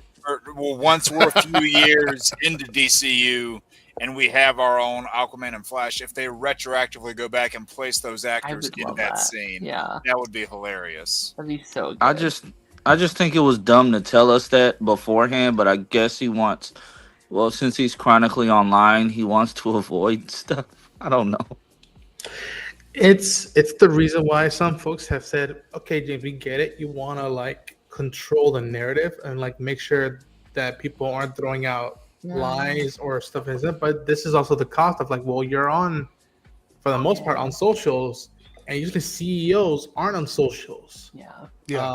And I get that you want to, lay the truth out there, but also that comes to the cost where, I hope he realizes that we live in an age where a lot of people demand in the moment information because they are now being strategized that way of not knowing, okay, has the script been finished? Is the third act concluded? Is the third act good? Is the first act decent? Is the second act where I have to go and time it so I can go use the restroom? We live in that age now where, before I started doing this, before I started watching y'all, there was a time where I would wait for a trailer in the movie theater and see, that's what's coming out next. Or I'd have to go. Oh my God, Lance, you're wearing an X-Men shirt. Sorry, I just got a little bricked. Lone Wolf wants Lance to say "surprise, motherfucker." He asked for it last week, right after you left. So. Surprise, motherfucker. Not bad. But a lot of these questions will be answered in a week. But either way it goes, it's dumb because what's the point of the multiversal hopping point if we're just going to retroactively place Peacemaker in this new universe? What's the purpose of it? I don't think I don't think it's going to be multiverse. I think it's going to be dimension. And I think they're But going that is the multiverse, according to James, in this type of thing. That is the multiverse. I think there's a difference. I think there has to be a difference between multiverse and universe because he keeps saying universe. He's not saying multiverse.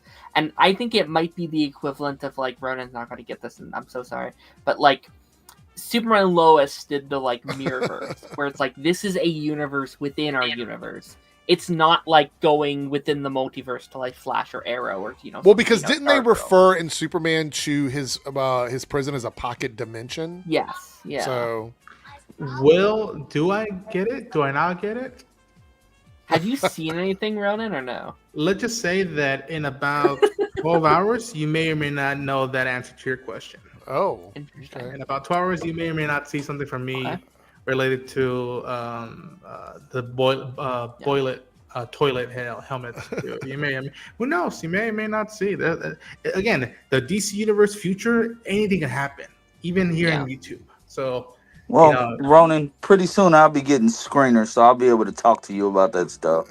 and if and so that happens, I will be happy to discuss DC related stuff. And I'm trying to be very careful about what I. I'm gonna spoil everything when it's my time. No, when it's my time, I'm spoiling everything. These are great questions, and to quote my one of my heroes, Dave Filoni. Interesting. Lance, you're gonna lose those screeners real quick. Yeah, please don't. But yeah, Lance, please, you just got it. Do not get in trouble. Like, please don't do that. But yeah, this is what I'm having fun right now because we are a week away from the show coming out, and the water cooler talk has already started. Yeah, I love that shit. Hey Lance, if you see a little shimmer in the distance, duck.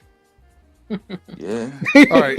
So we're gonna keep rolling along. We're losing time here. Lone Wolf is a member for 57 months. Says, have you seen the Punisher van yet? Looks sick. I think we looked at the pictures. There's new ones for today. There's a new one. All right, let's look it up quickly. I haven't seen my hit either.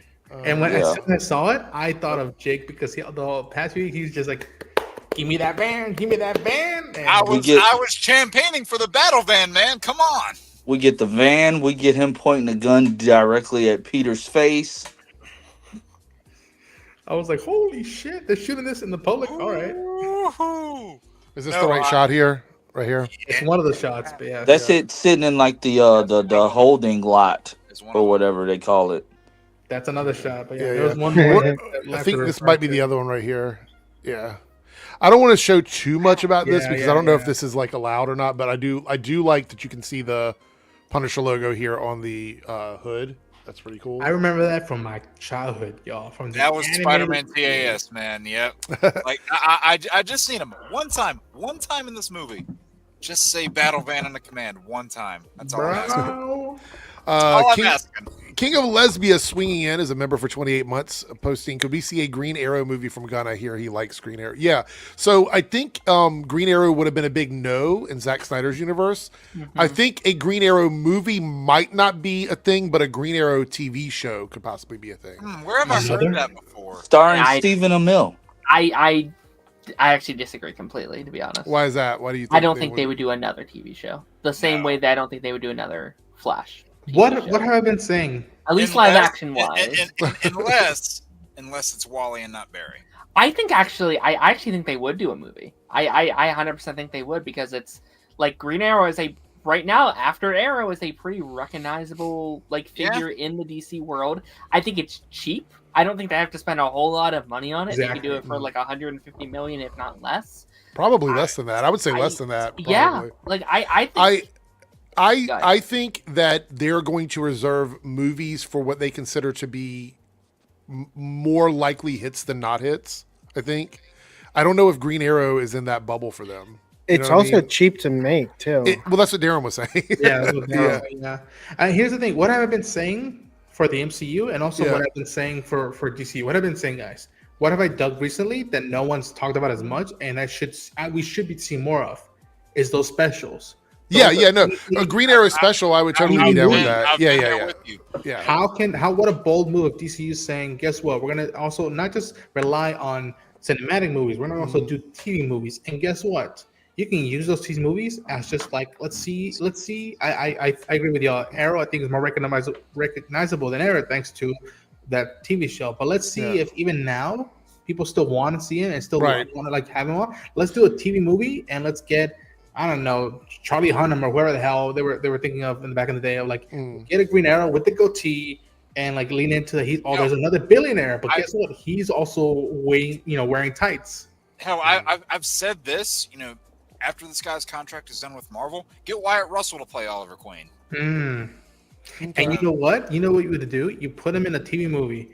Lanterns comes out, and guess what? Maybe down the line, either in a TV movie or in a series or in a movie, we get Green Lantern, Green Arrow, and you do the hard traveling hero storyline, and it's just like that's another grounded yet fantastical story, and you could say a lot with those two characters and the points of view because they both come off particularly older, and again, don't just think of streaming TV and just cinematics. Look at I've been saying it, cross-platform storytelling.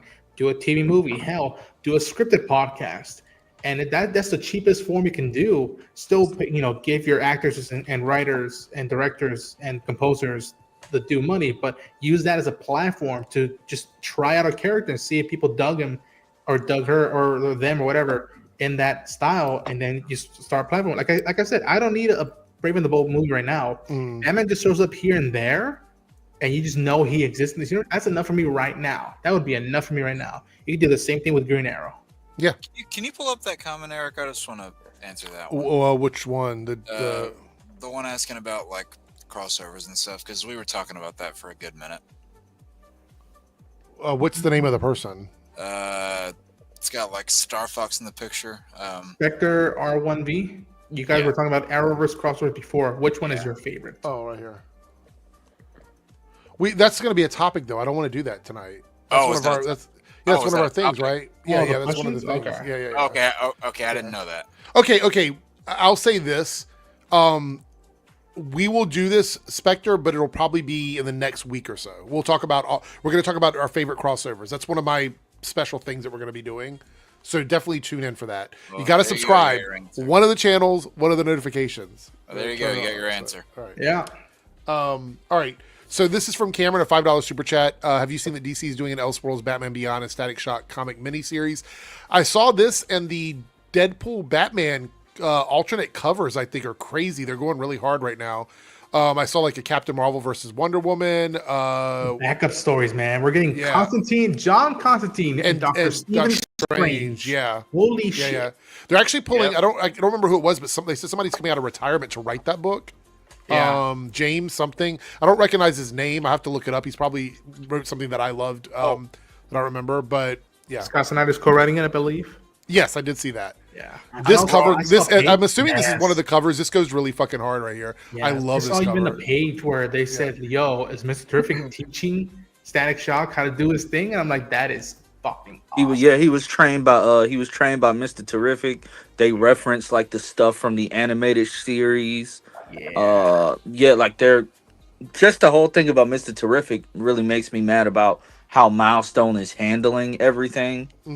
Because I would love to see Eddie Gathegi on the big screen with a young actor playing Static and him like just working with him. Like I love that idea more than just him being with like Black Lightning or something. Like that whole panel just got me hype for so many different possibilities that we honestly may never see because Milestone doesn't want to let go. True. Well, I mean, thank God it wasn't Jaden Smith. Yeah. I'd take Caleb McLaughlin, honestly. Right. Hell, I can't say this actor's name. I know it's okay. Let me just put his name in the private chat, and you can search it up. Tell me if this is a thing. I just can't pronounce this name. DJ Eric. Yeah, I could see him in Static. Lance, are you sticking around after this, or are you going because there's something I'm going to do, and it's going to be everybody in the stream participating? No, I'm about to hop out. I just want to see what he's going to say. Oh, okay, that's cool. Let me see what this is. Did you send it? You said private chat or in a DM? I'm putting it in the private chat. Okay. Also, heads up, I might have to leave a little bit early just because I got to work out some stuff. But I'm trying to see if I can push it afterwards. Okay. We don't have. I mean, the only thing we're gonna do after this next thing is look at the Vought Rising suits. And then we'll jump into the top 5 show this to Lance and Ronan because one of them brought up Strange, so I was like, you know what, I might as well show this because they didn't see it earlier. So nice. I have my issues with that movie, but that's nice. Yeah. Odysseus. Georgia. I have no idea how to say that name. Who is this though? Who is this person? Someone that I've seen a few people throw around to be like Oh, Virgil. okay. Let me see. Static. By the way, I want to give a shout out. We are 6 out of 10 super chats with a half an hour left. Darren, you might not know, but you're muted. 4 more super chats of any Didn't know. tier. 4 more super chats at any tier, meaning the 99-cent super chats count if you want to like participate in super chatting. We just need 4 more, and then we'll put up the poll. Actually, I'll probably put it up in a minute. Okay, so Lance, what were you going to say? You said you were saying to hear me answer something. What was it? I was waiting to see what this. Oh, Let me see. Oh, Odysseus? Yeah. No, too light skinned. Yeah, no, I'll pass. I don't even know who that is, but That's not respectfully, me. That's not me doing that. I've just seen that name thrown around. respectfully, hell no. Okay. Wait, is this the suit one? no. This is something else entirely. Okay. This is a conversation thing. But see you later, guys Lance. have fun. Take care. Take care, Lance. All right. So what's going to happen is I have 5 philosophical questions about superheroes, Oh, Ooh. God. and we're going to spin the wheel, and whoever's name it lands on has to pick a number between 1 to 5, and they will get that question to see Oh what my their God. answer is. Okay. Wait, This is going to be fun. Philosophical. Wait, Oh my 5 God. questions. Are you going to ask a question to yourself? No, because I'm the one hosting the questions. Right, but there's only 4 more people. Right. Because I wanted to leave a little bit of like possibility. There's one that we'll never see or whatever. So, Okay. all right. Because I've had time to think about them, so it's not really fair for me to answer the question because I could write my own answer out or whatever. Each time somebody's name gets picked, we'll take them off the board, and then that'll figure this out.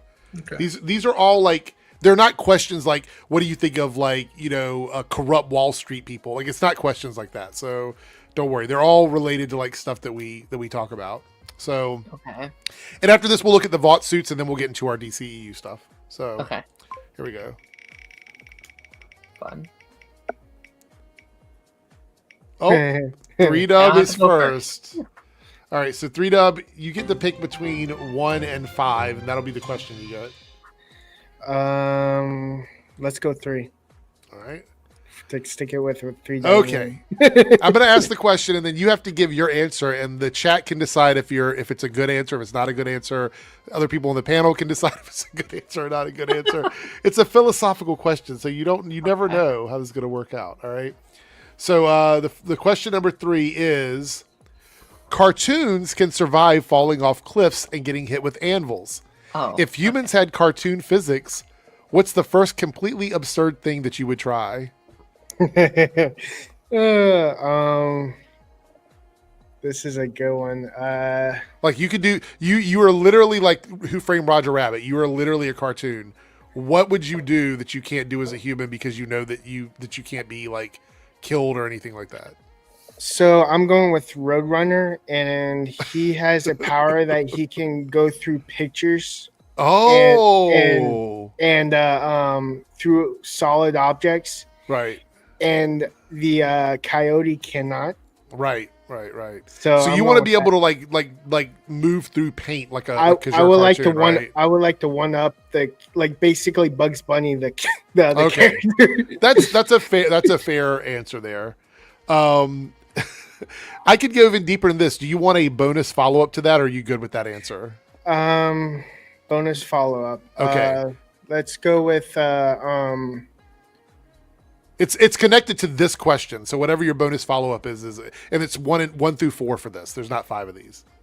So let's do. So what am I supposed to do? Just pick 1 through 4. If you want to do a bonus question, if you don't, we can just move on. Okay, 1. Okay.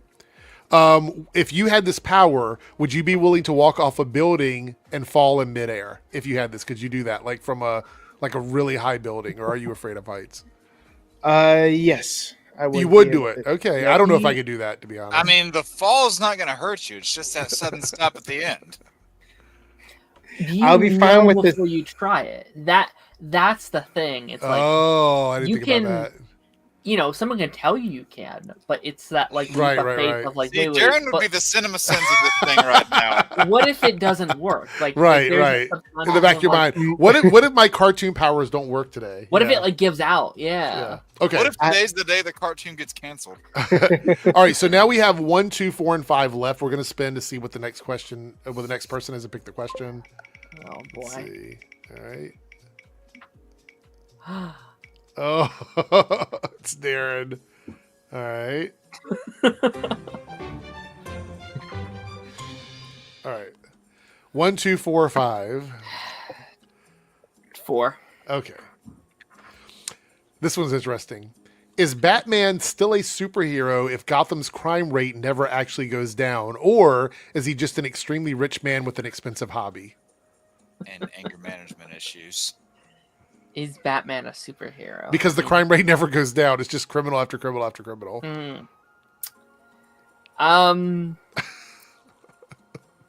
Yeah. No. I think a hero ultimately comes down to intent. I think it comes down to what are you trying to do for the people? What is your morality going into it? And I think ultimately he does just want to save everyone that he possibly can. And not to go back on this topic because I've talked about this many times, but like this was one of my favorite aspects of that final season of Superman and Lois. I adored this aspect of like you've saved people your entire life, but you've never actually made a real change in the world. And I think those are actually the best Batman stories is when it's like, okay, I can beat up the Joker, I can stop the Scarecrow, but those moments is like, let me sit with the kid for a while. Okay. Let me adopt a child and potentially send them on a different direction that they may or may not have gone down if it wasn't for Let me me. sit with the little girl. Yeah, so it's more about like what you're doing versus what the outcome of what you're doing is. Is that what you're saying? Like Yeah. if you try to save someone who's in front of a train, Yeah. even if everybody gets hit by that train, you're still a superhero because you tried, right? You're not a good one, but you are a hero. Yeah. Okay. Do you want to follow up to this question or no? Sure. Okay. Pick 1 through 4. Let's just go 4 again. Okay. Does superhero in quotes? When I wrote these out, I guess I was like in another world. Require superpowers, or is skill and wealth enough? Like, in order to be a quote unquote superhero, do you have to have superpowers, or is there something else there that you could use without superpowers, like your skill, your wealth, your whatever, that would make you a superhero? I think very similar. I guess I'm literally in the same answer, but I do think it's the intent. Okay. I do think it's I guess it depends on like where you lie, but I do think anyone with an extreme set of skills can also classify as super. Among the the land spins, like you could argue like, well, Captain America's not a superhero. He just enhanced. I think that's kind of an extension of that. I think Batman is a superhero. I would classify him as a superhero. I think the reason why I thought about this was because there's so many characters in the comic book universe that have money. Like all these rich guys with money, and they have suits, or they have cars, or they have tech, or they have something that gives them an advantage. You know what I mean? Well, I mean, I think Kevin Conroy said it best. You don't have to have superpowers to be tenacious in your life. All you have to do is care enough to try. Well, that's a good point. Here's what I will say as like a spin on that. I think there's a lot more superheroes in media than people pick up on or like people talk about. Like I think some characters like Sonic the Hedgehog or like even like a Mario, I would count as like a superhero. People are like, right, they're not superheroes. It's like, well, they have powers and they save people. Why aren't they superheroes? Optimus Prime and the Autobots, they're superheroes. They're superheroes, yeah. There's a quote in The Dark Knight Rises, and I'm not saying he's a superhero, but there's that quote of like, a hero can be anyone, even someone doing something as simple and reassuring as you're putting a coat around the young boy's shoulders to let him know the world hasn't ended. Like that. Yeah. A lot of people don't have the balls to do that. That's all right. We are going to determine the next order between Jake and Ronan, and we have questions 1, 2, and 5 left on the board. So let's see what we got. That spinning wheel's making my head hurt. That's why I didn't pick you, Jake. So it's going to be Ronan and then Jake. Ronan and then Jake. Let's go ahead and spin for Jake here. Again, questions 1, 2, and 5 are open, Ronan. Watch it land on that thin ass line. All right. Okay. All right. We're going to hide that now. All right. So we got 1, 2, and 5 left in questions. Give me 2. 2. All right. If you had one superpower, but it came with a weird, useless side effect, what would the power be, and what would your side effect be? Fuck, that's a good question.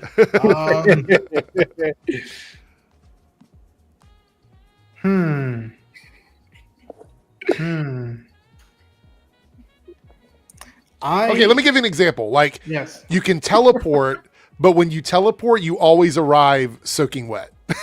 Like you're always covered in water when Lance you would pick teleport. that That's one. what I was mean. about to Like, say- like an extreme, Lance would pick that.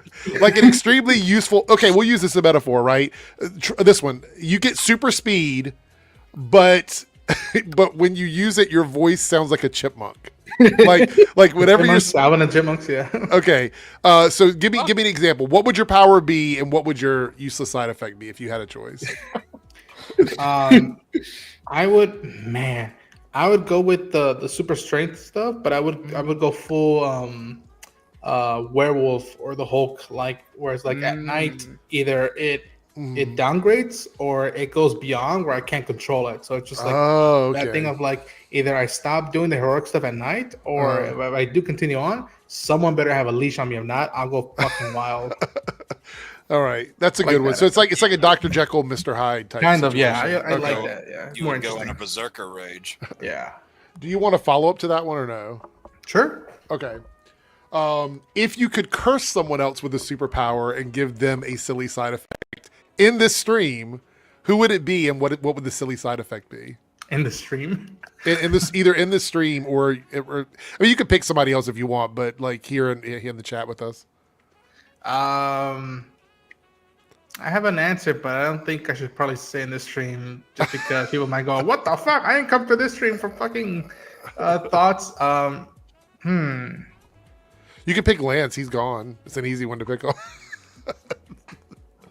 Let's say that I call Lance, "You fucking nerd," and then he instantly can like know all like trivia of Star Wars related because he's never seen it. And he's like, how many takes did he do?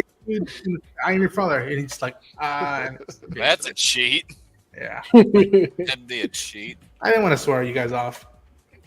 You guys have pissed me I off. volunteer as tribute. Okay. That was a fucking Cowboy Bebop quote, Darren. Live with it. I don't give a. I don't care. Hey, Ronan, I might have already cursed you with one of those quotes because of how quick you picked up my damn X-Men Origins quote. That's true. Fucking Jake threw out an X-Men Origins Wolverine quote, and I don't know how it was the inverse for me. I instantly knew where it was from. You and got I it immediately. That's the thing. was gonna throw it in a voice Immediately. call. And I'm like, are you quoting X-Men Origins Wolverine? And you hear a pause, and Jordan was like, "What?" And Jake was like, "Ronan, I am so proud of you. I didn't expect you to get that." And Phil was all the fucking things you could quote. I was so surprised and so happy at the same time. Yeah. And I even said, I was like, there's worse X-Men movies I could have quoted. Yeah. All right, so that leaves Jake with question 1 or question 5. That's actually hilarious because 51 is my favorite number. So Really? it's funny I got left with those two. I'll go 5. 5. Okay, let's see here. All right, this is one of the good ones. Like when I wrote this one, I was like, "This is a really good So one." the rest have sucked. No. I mean, like this is one that's going to be hard. Like the other ones were a little bit fun. This one's going to. You have to think about this probably. Maybe not. Maybe you'll have an answer for it right away. Maybe I'm overthinking it. If you could erase one superhero or cartoon from existence, and that means all of it, memes, pop culture references, and everything they inspired, and I'm not going to ask you which one, would you do it? And you can tell us which one it is if you want, but it's up to you. Superhero cartoon or superhero? Superhero or cartoon. So say, for example, you could erase Family Guy, but that would erase everything that Family Guy contributed to society, all of it, forever. Memes, culture, all of it. If you could do that, if you knew you had the power to do that, that was your superpower, would you do it? Now, I'm not saying Family Guy specifically. That's an example. You could do that to anything you wanted in reality. You had the power to do that. Would you do it? And you can tell us which one it is if you want, but would you make that choice from it? Would you take that away from everybody if that were your superpower? He takes off Family Guy off the board, and I'm like, I can't say he said it. He said it. I can't quote Peter Griffin and shit. I mean, if it's one that no one watched, who am I really hurting? Well, I'm saying it's up to you. It's a power situation. Would you do it? It? Or would you never use it? You're like, I have this power, but I'm never going to use it. That would be bragging rights. But no one would know because if you erased it, you're the only one that would remember. Everybody else would forget it completely. Like, what are you talking about? You could even say, I erased the most prolific cartoon of all time that did all these things, and no one would ever know. Yeah. Damn it! You pulled a fucking Doctor Strange on me with that forgetting spell. Right. So the thing is, you could do it knowing that you did it, and you know what the impact would be, but no one else would ever know. Okay, I have a question. I mean, does the world really need Velma? I have a question. Are What? we rewriting history? It would rewrite history, yes. Okay, so if I said like Star Wars Wars Yes. never existed, do we see the Get the time fuck travel out. effects? Yes, like so what would happen is Domino. essentially think of it like the Flash, where in your real world repercussions would be eventually that would be completely everything that Star Wars ever did for society would be gone. fascinating. Yeah, God, that just reminds me exactly what happened in Legends of Tomorrow. That's the exact With- plot. with- line, I told yeah. you this was a good one. You were giving me shit. This was a good one. I was like, this is a good one. I'd pick Star Wars because I just want to see the world crumble. Wow. I want to see Well, the consequences Some of men that. just want to watch the world burn. Get out. Jake is still thinking about it, but Darren was quick. Like, I would erase Star Wars. No, Damn. I wouldn't. We could even, while Jake is thinking about it, does anybody else have a quick answer? Like they would do it, Superman. they wouldn't do it. You would Superman? Why? I would Superman everyone because it's like the most like I guess the most damage I could do to the world. Well, that gets rid of your favorite show, so go with it. Wow. Villain era. Villain era. Can you imagine what my favorite show would be if I'd never had Smallville? I'm trying to think is there an answer that helps humanity? Like That's is there the a that's the trick. fandom? That's why this is a tough Yeah. one. Is there a choice of a cartoon or some sort of superhero property that you could get rid of that actually does a net positive? I mean, would you count like? No. Damn it. Did I don't know. I'm trying to think maybe. Did Hitler have a favorite cartoon that inspired him or something? Like, can I take Probably that not. out? Probably not. I don't Darren, think there's so. a lot of people with that name. Yeah. I don't know. I'm waiting. So Jake is struggling with this. So Jake, you probably wouldn't get rid of anything. Then is what you're saying. He's Damn it. he's too good of a man. Fetman says Cecile. I mean, Just that one character. Just the one. I mean, if we what? can take out characters, that's a whole. well, it is. Yes. Yeah. So superhero or Whoa. cartoon was one of them. So yes, you could take off a character. With mine, it would basically kill the Arrowverse. It would also kill the DCEU. It would. Hey, all right, you know what? I have kind of a twisted answer. So many people are going to hate me for this. Oh no. Barry Allen would have stayed gone. In DC Comics. Yeah. Oh, okay. After I don't- Crisis? Yeah. When he Brutal. sacrificed himself with Yes. yeah. In the 80s. People have said that, that Jean Grey, that should have been like a testament of like gone, and then Right. you know. Wow. King Ryburn says Allegra. I don't know about that one. Okay, just for shits and giggles, do we want to know what the first one was? I Sure. kind of pulled a dark horse card with that one. Okay, this is a group think, and then we're going to look at the Vought pictures and answer super chats. So, Okay. if superheroes actually existed, would the world be safer or more dangerous? No. Way more dangerous. Way more dangerous. Way more dangerous. Right now in this era, probably more dangerous. But I feel like there would be a group that would like try to be, as people think, considered corny as possible, just try to do the right thing. I think. So I'm going to say something a little dark. It would be like more interesting to live. If we had like a Superman as a superhero. Because I don't fully buy that it would be 24/7 Man of Steel, Boys. It wouldn't. I don't think it would be 24/7 that. I think most people would use it for like nonsense reasons. Like I don't think there's a lot of. I mean, there's going to be some obviously, but like it's not all I'm saving people or I'm taking over the world. It's going to be mostly, hey, I'm robbing a candy bar from Kmart, and no one's going to realize I did it. Like there's going to be a bunch of stuff like that. Like I'm going to fly through security and like that. Like there's going to be a lot of these things that are like, well, now we have to up security. Now we have to, change how we do, how planes fly, how this happens. Like fundamentally, the world, I think, takes a turn. It could be for the better, but I think ultimately for the worse. And then like you have, okay, is this a situation where everybody has superpowers? No, or just no. It's okay. just imagine If everyone's super, I was about to say it. Like, Yeah. we have to accommodate for every single person.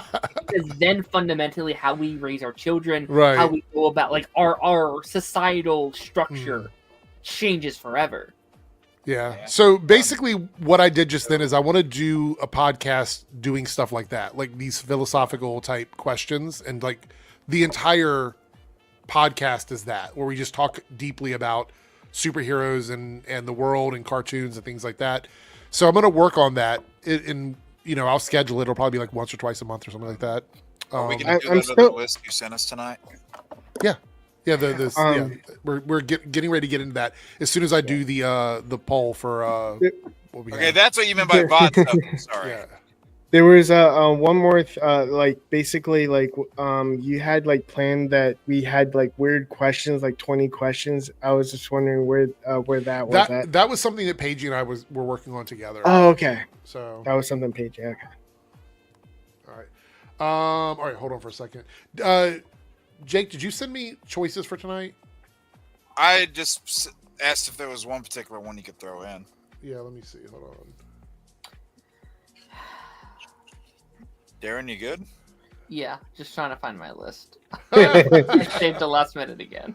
All right. Well, what we're gonna do? Well, I mean, he sent it to us last minute, so you're fine. While I'm, but you guys said you had all of these done already. Like everybody was like, I had all done. So all the ones that you had that had won before, yes, but I don't recall that one winning. But I still made it quick. It was a while ago. It's an older one, but Okay.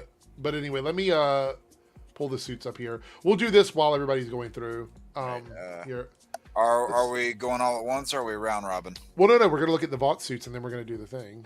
That's what I said. Vought suits and then super chats and then the thing and then the questions. Oh, that's what you were talking about. Okay. Oh God.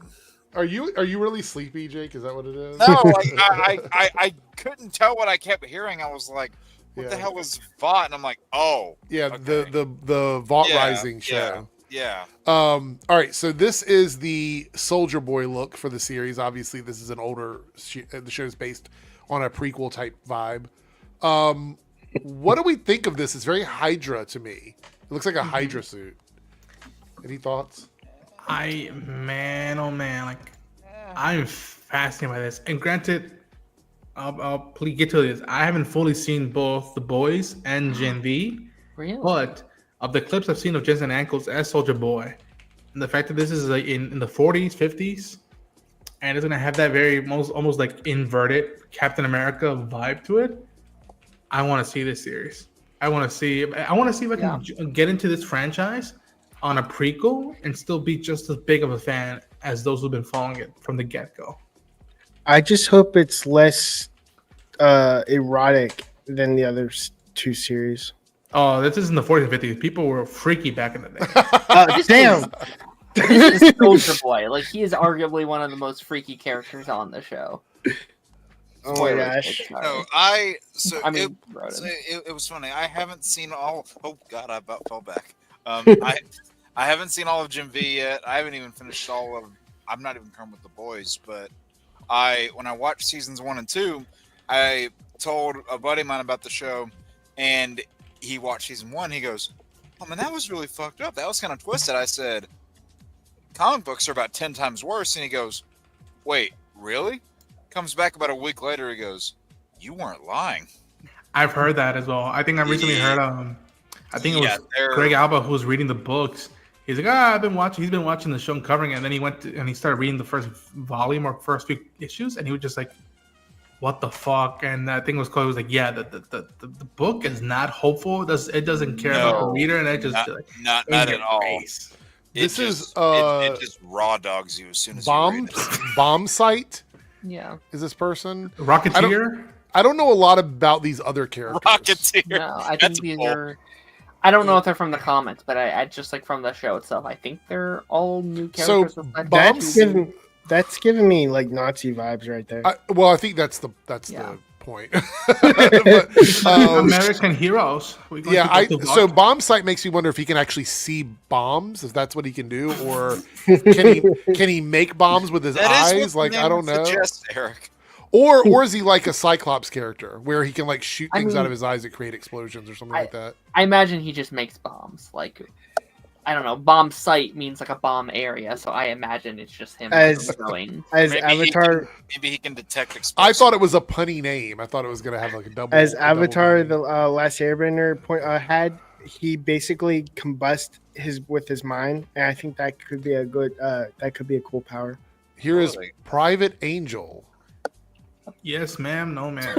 She's giving like cheesecake bombshell painted on the side of an airplane vibe, Yeah. which is Watch me fall in love with her, but then at first episode, you're like, she's probably like a Nazi or like. So like, she's oh, gonna do a bunch of God good damn stuff, it. and they'll show a scene of her like injecting animals with something poisonous. And you're like, oh fuck this bitch, Oh, you know what I'm saying? man. Like, there's always some double side to this stuff. You know what I mean? Yeah. Marilyn Monroe, watch your back. I actually think she's also giving a little bit of like Black Widow vibes a bit in the styling of the character a little She's bit. part of the KGB Yeah. logo. So Private Angel, and then last we have Torpedo. Speedy. Very nice. That costume actually looks kind of cool. Do you That think looks he's a- really sick. So you think yeah. he's a speedster, or is he like Cannonball from New Mutants? Like I'm not sure. I wonder if he has a like he can turbo speed in water, like he's basically a version of. Another underwater character, like one of the most useless things is I can go really fast, but only in water. Like, only- Water, like Well, yeah, because Eric- he has like a fin right here. I mean, hey, Yeah. he might be able to talk to fish. That'll make. all the or difference. can he shoot like water torpedos out of his arms or something? It like could that? be. Like, It could be. I really hope they from what I've seen that especially in the 40s, 50s, they go, fighting crime is on other days, and that's the American way, Yeah. fellow Americans. Yeah, and then go with G. Willikers. We saved the day. Yeah. and as all soon as they Yeah. do a public setting, they just go like, "Fuck, I need a beer. Who wants to blow me or whatever?" That And, does. Yeah. I agree with that comment. That does kind of look like something you'd see in Star Trek. Yeah. yeah, I'm- like an I'm- admiral or something. Yeah. This is personally my most anticipated, like, The Boys spinoff thing that we're getting. Like, Gen V's one of my favorites. The Boys Mexico, we don't even know what the heck that's going to be. And, I think you attach Jensen Ackles to any project, and I'm inherently like, well, yeah, I'm freaking in. Like, I love Soldier Boy. It's been a very long time since we've had a period piece superhero show. Like, the last time I can think of like a real period piece superhero show was like Agent Carter. I'm thinking Agent Carter. Yeah, It was like Agent 10, Carter, 13 yeah. years ago at this point. Like, it's been a lot or something like that, So I'm hyped for this. I think the Boys universe, to me personally, needs a little bit of a shift. Like, I love the show, but like by season 5, I'm a little over the gimmick personally, which is why I love Gen V so much, because it is fresh and new and original. This feels like a very, very interesting switch up, and I'm really fascinated to see like how are they called soups? Are they called I forget what they're called, but like how the powered people in this universe have evolved over the last 40 to 50 years, and how again the origins of Vought is so interesting to see the like early days of corruption and how it started. I think is going to be very fascinating. What is it on season 5 now? This is the 5th and final season. Yeah. Yeah. See, I last thing I watched, it was like halfway through season 3, so it tells you how far behind I am. Yeah. my first year Comic-Con, I think they were promoting season 1. Yeah. And all I knew was, Carl Urban, cool, he's in the show, cool, why not? And I knew nothing else about it. But funny enough, I'm more a fan of other stuff that Garth Ennis has done, like Hitman, or if anybody wants to see a one-shot fascinating story that's fucked up like this, go read The Pro. Garth Ennis, Amanda Connor. It is something I still wanted to adapt one day because I'm like, holy shit, that's a concept. And I swear, like, I can't go a day on the internet without seeing fucking Anthony Stark being fan cast as Eobard Thawne. Yeah. I can't go one fucking day without seeing that. So Cameron here with the $5 super chat. We're gonna do super chats and we'll get into our list because we did have our goal, and I'll read out what the actual choices are tonight. Cameron with the $5 super chat, always giving me like good comic book recommendations, because every time you say something, I'm like, let me go to the shopping and get a copy of some of this. Eric, have you seen that Jeff Lemire is writing a new arc for the JSA that will focus on JSA searching for the Spectre? Ooh.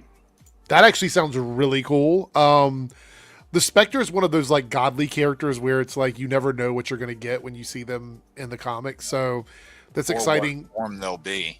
Yeah, I'm also excited the JSA is getting some love. Fun fact, Pagey likes the JSA more than the Justice League. He thinks they're a better team of superheroes. So. Again, period piece. I love. Yeah. I had fun with the animated movie where it's like the World War II stuff and like Diana just whipping ass on the Nazis and whatnot. Like, I love that. Yeah, that was definitely one of the better Tomorrowverse movies. Yeah. All right, we got another super chat here with It was a hell of a lot better than the other one that had war in the title. I've noticed on YouTube, I don't know what changed, but it seems like they're showing like the full account names now and not the channel names. Is it just me tonight? I feel like we've seen like full, like Cal used to be just Cal Roswell. Now it's Cal Roswell 4602. Yeah. Yeah, I don't like that either. It's the what is it? Hold on. Because I'm going and look, it's the new like ID thing, maybe. So they're showing the handle. Like if you go into your account, if you go into your account and on channel settings where it says your name and then it says handle underneath it, that's so everybody has to change their handle to something else now, right? Is that what that is? I mean, that depends on if your handle is like, showing private information that you don't want out there. Yeah, that's a little weird. It's a little weird. Which, by the way, it's going to be really interesting to see what channels get impacted by these changes, because if you're a channel that doesn't focus on content for children, or you're not a child using YouTube, you're probably not going to see much of a change in the way your channel runs. But if you're someone that does like content that may skew younger, like Minecraft or something like that, you're probably going to see the channel's probably going to die because you're not going to get targeted ads anymore. And you can't do like memberships, you can't do super chats anymore. So I don't know what they're going to do. Even though that content isn't just for kids, YouTube still considers that to be like kids content. Yeah. So anyway, Anonymous here says, 199 super chat, what's your beef with AG? And who is AG? I don't know. Who is that? AG? I don't know who AG is. Anonymous, you have to tell me who you're talking about. Ariana Grande? Asmongold. I don't have a beef with Asmongold. I have a beef. If I make a video about someone or something they did, doesn't mean I have beef with them. I did one Asmongold video like 8 months ago, and then I did one this week. That's not really a beef. That's just me covering whatever is being talked about on the internet. In order for me to have beef with someone, it has to be personal. I don't know him personally. I've said this before. He made a vid of me today. That doesn't mean there's a beef, right? To me, beef is like a personal thing. Like you have a personal issue with somebody. You're fighting with somebody over something personal. I don't know him personally. I don't even have a problem with him specifically. I should diss him on my next album like a diss track. Why not? Yeah, go out 8 Mile with it. I actually tend to just make content. Like there are some people that annoy me on the internet, but I don't even hate people because hate is like I have to know someone to hate them. I just find some people really fucking annoying. So you're saying you don't just blindly hate somebody without knowing anything about them? What kind of internet user are you? Yeah, exactly. I know that's pretty crazy. Anonymous here with another one in super chat. Does Paige know about dunked passing? She was a C. What is a CM? Debunked. Oh, defunct. What is a CM? Channel member, I think. Community manager or something like that. channel member, I think. Maybe. Yeah, probably. All these abbreviated things, I don't know what this means. I'm assuming Paigey does know. He watches the streams and stuff. But yeah, Keyblade Master Jeffrey says that they have beef with Ronan. Okay, well, The fuck? Oh. there we go. Oh, he's just saying yeah. JK. All right. I'm too tired to handle beef right now. I'm not sure. Yeah, no, me too. Paigey joined the Discord server. By the way, that reminds me, I have to thank you for this super chat because I haven't dropped the Discord server link. Paigey joined the Discord server, and I'm sure he's aware of it. I haven't really talked to him about it because I brought it up like 2 weeks ago, I think, when I found out. Anyway, I'm going to drop the link for Discord now for anybody that wants to join. As I've said before, I'm only going to share it during streams. So there we go. Thank you. King Ryburn with the 199 super chat. That was finishing off the 10 for tonight. So thank you for doing that, King Ryburn. Thank you, everybody. Thank you, everybody, for donating to the super chats tonight. Cameron here with another $5 super chat. Have you seen the Superboy Prime? Superboy Prime, of course. Basically teased DC KO event and fought Absolute Universe of the Legion of Superheroes. Superboy Prime is arguably one of the most broken characters in all of comic books. I don't really know. Like he's not a character that I enjoy. I think he's just severely broken. I'm very glad his ties to Red Hood got retconned. I'm very glad that those got retconned because that just would have been so stupid. Fellas, I gotta head out. Okay. It was fun hanging out with y'all. I love some of the topics, but yeah, I gotta go work on some stuff. Okay, we'll see you later, Roden. All right. Take care, everybody. Bye. All right. So, Xana, you don't want to ask that question. You really, really don't. Like literally just go online and look it up. There's a long rabbit hole you can go down about that. All right. So here are the topics for the poll. As requested by Jake, we have top 5 favorite 80s films, which was, I think, what you requested in Discord, right? Yep, I did. Okay. As requested by Omega, who isn't here right now, top 5 worst 90s films. There's some really bad ones. Yeah. As requested by no one, top 5 worst cartoons from the 2010s. Again, some really bad ones. And the last one wrapping up is the top 5 best superheroes without powers. Okay. So superheroes that use tech or have special weapons or things like that, but no actual like powers, no metahumans, no mutants, just people that are superheroes. That was inspired by our conversation tonight. I was like, that would be a really cool category to bring up. So, all right. With that being said, tonight's topic, and I'm curious to see what everybody picked on this one because I don't know what everybody chose. This is top 5 worst or best DCEU suits. So you didn't have to do both lists, right? You can pick to do one of them. If you did both, that's fine, but you only had to do one. So you have to pick which one you want to read from. Okay. You can't do both. Even if you did both, hold on to the other list. We'll do this topic again, and then you can do the flip side of whatever you put on your list. So tonight you have to pick one or the other. We're not going to do both of them tonight. So you can choose best or worst. It's dealer's choice. Do you want to do the spin again? Yes, we're going to do the spinning wheel, but the spinning wheel is only going to determine order. We're still going to do round robin, but the spinning wheel is going to determine order. Okay. So let's go ahead and do that. Good thing I typed out a bunch of honorable mentions. Okay. So remember where you are in the order. All right. Here we go. This wheel will determine order from 1 to 4. So whoever gets picked now is 1, 2, and then 3, then 4. All right.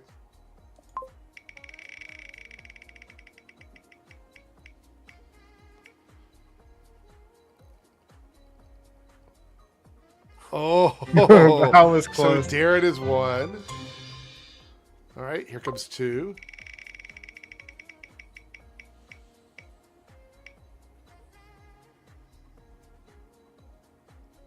I'm gonna be fucking last again. I have two. Let's see where these two guys come in now.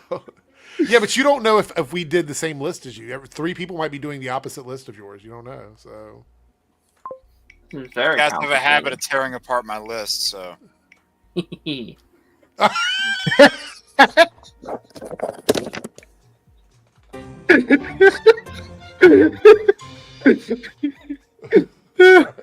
right. So do you want to like organize? Yeah. I'm gonna rearrange everybody, but that's just funny. I feel bad about that. So, actually, you know what I'm gonna do? I'm gonna do it this way, so it's like it's gonna go from me and then counterclockwise. That's the easiest way to do it. All right. So we're gonna go or Darren goes first. So let me put Darren here. All right. So it's gonna be Darren, me, 3Dub, and then Jake. That is gonna be the order. Okay. All right. I'm not going to reveal. We don't have to reveal which list we're doing of the two until we're on them. So it's either best DCEU costumes or worst DCEU costumes. And you can choose whether you want to do it in best to worst. If you just want to do it in any order, it doesn't matter. It's entirely up to you. All right. Fedman says the wheel hates Jake. I don't know. I'm just starting to think it's you. So am I supposed to say what it is? Like yes, what? yeah. You can say what it is. Well, actually, no. Yeah. Say what it is first, but are you going to do it in any particular order or no? I just have a bunch listed here. Okay, For my, all right. Okay. I just didn't know if I was supposed to say if it was the best or the worst. Yeah. Say that first, but I didn't know if you were doing it in a particular order or not, so that's why I was asking. So no, I picked best for mine. Okay. I'm very happy I got to go first because I thought this would get taken very quickly. Okay. This is, I think, the the best suit in the entire DCEU. I think it's one of the best looking suits in all of comic book media in general, and that is the Aquaman suit from the first Aquaman movie. I remember I don't know if I saw any marketing for the movie or if I saw it in any trailers, but I remember on the big screen when he rises up out and wearing that suit, I was like, oh my god, this is incredible. This is such a cool experience. Aquaman can be cool. It was so unbelievably cool, and I was like, oh my gosh, they actively pulled this off, and I think that was really the spawn or the start of a new era for comic book suits. These suits that weren't afraid to be too comic booky, or weren't afraid to be, previously we saw them the whole black and super dark suit. I think especially for the DCEU at the time, it was all right, these super muted suits that we can't really see what's going on. I was that was something special. And in that third act, when he's under the water with Mira, seeing that suit was just okay, that looks incredible. All right, let me see here.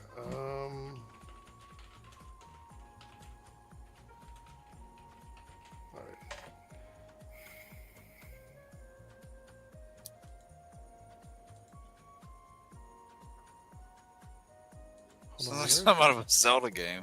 All right. Right, I had to take that one off now. I was actually going to show pictures, but I can't find a good shot of this armor. Hold on. It's my favorite part around Robin. I just like taking Jake's choices. Yeah, you do, don't you? He's always so nice to me. He's like, I'm not gonna take that one from you. I was like, that's nice. I'm taking one from you instead. Yeah, and then you say you hate my choice right before it comes up. All right, so mine are worst or least favorite, because you can say best or favorite. It doesn't really matter. These are right or worst, right? Okay. And I chose these because I want to save best for the next time we do it. So I want to do worst now. And a lot of these disappointed me. I didn't want them to be the worst, but they just ended up being the worst for me. And this is one that I had high hopes for, and then the movie came out, and I saw it in the movie, and I'm like, no, it's not good. And that is Wonder Woman's gold armor from Wonder Woman 1984. Yeah. This lasted for about 5 seconds, and it literally, it was just lackluster. This technically for me should have been the final battle of the movie, was her in this armor. Facing off against whoever she ends up facing off against at that point. But it wasn't. It was the end of the second going into third act, which was all that stuff with with Pedro Pascal's Maxwell and all the TV screens on him and talking to people around the world and all that shit. I just this in like when I saw it, I was like, okay, it looks really cool, and I'm excited for it. And then when I saw it in the movie, I was like, oh no, this isn't very good, and I didn't like it very much. So for me, this was a big like, no, I'm not into it, and I didn't like it at all. And this is in no particular order for me, but that's my first choice. There was the Wonder Woman 84 suit. Okay. All right, 3Dub, you are up next. What kind of list did you do, and what is your first one? My first one is actually the Wait, is it best or worst? it's best, Okay. but it's also from least to best. Okay. All right. I did pull it up. Okay. So my number 5 is that one from Black Adam, Superman. Oh, with the Black cri- Adam suit. Okay. Well, it's I like the brightness of it. It's less muted than Man of Steel, and he actually has the curly Q. So, Okay. so that's my number 5. Okay. And what about you, Jake? Rounding up the choices here, Can I present? How do I do this? if you want. I'm trying. So I am going from my favorite of these actually to my least favorites, just so I can actually get some of these out before they get taken. Wait. Which one are you doing? I'm doing best lists. Okay. And I'm starting with my favorite just so I can get it out before it gets taken because I feel like it will. All right. Did you share it or no? Image file. It should just be present down at the bottom. Just like image file. Yeah, it's Or- got a. Can I or- not present? Share screen works too, I guess.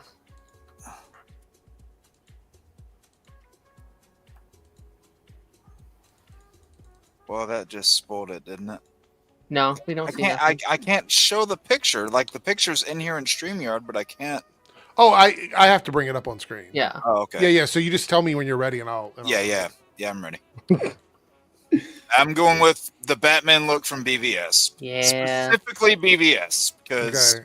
they changed it up a little bit in Justice League and all the other appearances after that.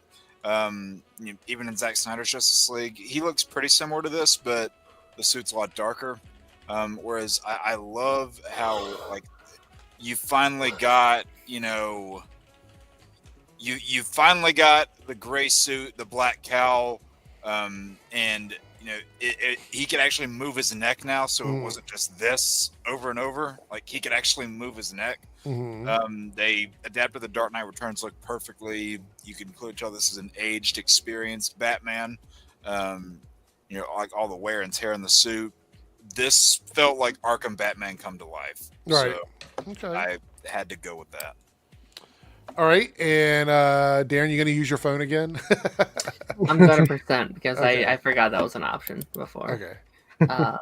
This one I love the simplicity of a suit like this, and that is the Peacemaker suit. Now I know not everyone here loves Peacemaker, but I think from a visual style, like, this is a suit that feels so iconic from day one. This is a character that I'll be honest, I had no fucking idea who this guy was prior to him appearing in the Suicide Squad or his own show, but I think this suit now is so iconic, and even though there's been some slight changes to it going into season 2, I think this general the cacti look, the like bright red, the symbol, the thing on the head, I think it just kind of stands on its own as like a really well put together suit. It doesn't go overboard. It like knows what it is. I think it would have been easy to like, all right, we had to change the suit to make it big and flashy, but I think the fact that it is so simple kind of screams to his character and what it needs to do for the character.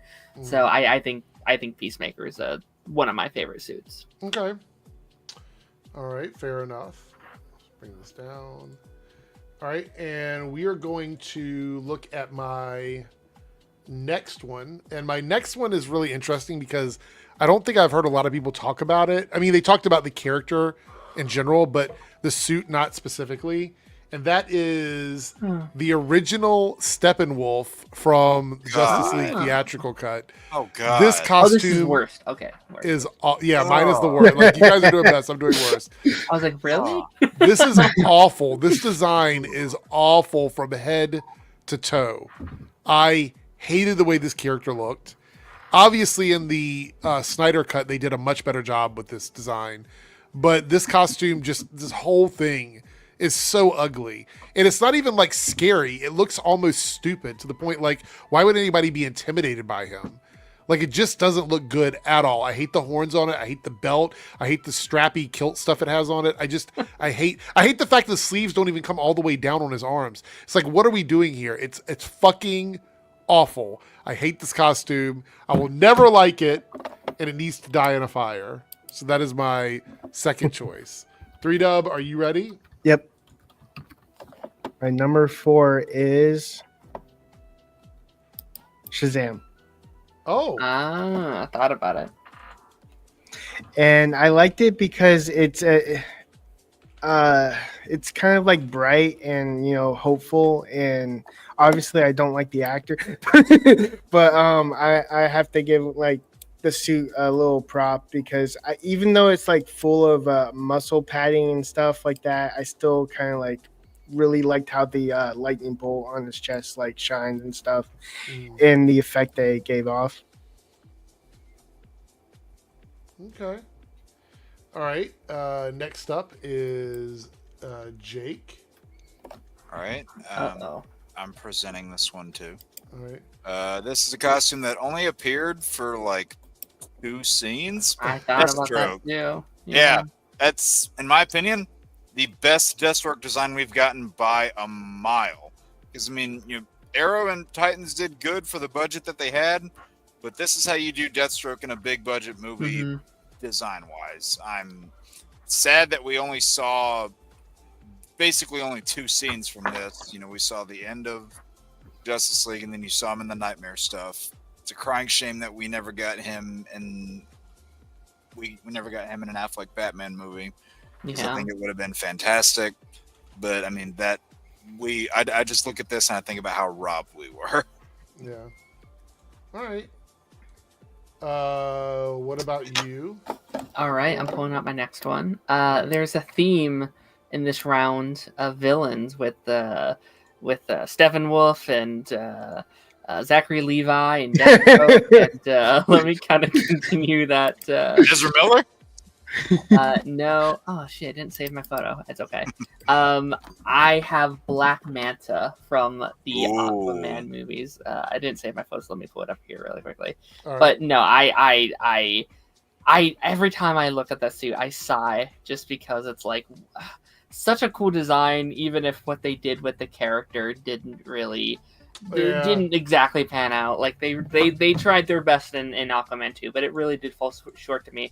But I look at that and I see that beautiful suit on screen every time. It's like that they really cooked in that first movie with the first Aquaman, or like with that Aquaman suit with the Black Manta suit and how they clash together. And I like it's memed out now, but like I love the final bit of the movie where he's like putting together the suit. He's doing all the things to put it together. I think that adds a lot of character to it. Okay. So I'm going Black Manta. All right. So my next one is kind of a 2-for-1.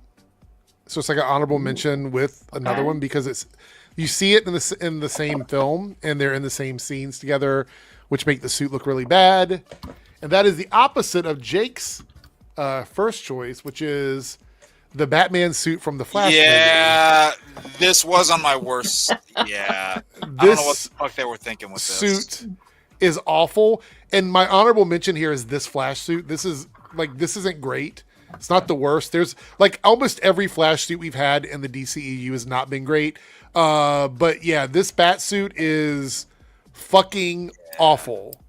Like, it's just not, like, in motion, it's not super, like, when you're watching the movie and he's doing stunts and stuff like that, you're not really seeing it or whatever, but when he's standing here, just standing still, you can see all the problems with this fucking costume. It is so bad. I can It is appreciate such a the bad fact- costume. I can appreciate that they tried to go for the blue, but that weird honeycomb design just ruins it. It looks like it was 3D printed. It looks really bad. I don't like it. Yeah, it's bad. Yeah. All right. Next up, we got 3Dub on his best list. So here we go. So number 3 is me simping all the way. Oh my Oh, goodness. no. And can you guess what it is? Harley Quinn. Uh, I really like Harley Quinn suit. Wonder why. Only because I'm a guy. You know. Nothing else to add to it? That's the only Nope. thing you like? I was Okay. basically simping. All right. Gotcha. All right. Let me remove that. All right. Jake, whenever you're ready. All right, so this one's going to be a little bit of a wild card. Gambit? Funny. Had about as much screen time as Gambit, I'll say that. Arguably even less.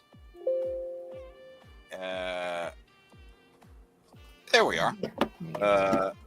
I have Supergirl. Oh. I thought about that one too. Yeah. I actually really liked this costume. How, they kind of merged a few different Supergirl looks together. They didn't just do what the show had done, which was, they didn't do the skirt. They kind of blended the red into the blue, which I really liked. You can see where they kind of meet. The blue in itself has a good design pattern. And I like the way that the crest kind of fits over both colors, and the blue of the suit goes directly into the boots. You don't have broken boots. I think the thing that impressed me most about this is that they went really different with the design, but you look at it and it still looked like Supergirl. It didn't lose any of the identity. So I have to give major credit to that one. Oh, that's fair. And not to add on your thing, Jake, but I think in contrast to the other players in this movie, with Batfleck and especially the Flash, it's like, yeah, she probably had the best looking suit in that movie. I mean, her and Keaton were the visual Keaton. standouts. Yeah. All right. So that brings us to Darren. What is this, 3? Is this the third one? Okay. 4? I think 4? this is the start of 4. Yeah, this Okay. is round 4. It's very funny 3Dub chose what he chose, because I am going a similar route, but I'd argue the much better suit, personally. Oh. She has pants on. I mean, The suit good! Stop sexualizing her. So 3Dub. goonerish. I mean, I'd argue that's the entire, thematic theme of her arc throughout these movies, is we're slowly seeing her progress in terms of her wardrobe throughout these 3 movies. And this is easily, I think, my favorite movie for Harley Quinn. I think narratively for her costume, she is on her own now. She's doing her own thing. She's not trying to impress anybody. And I think this design choice is just gorgeous. From the split black and white patterns to the giant bazooka to the little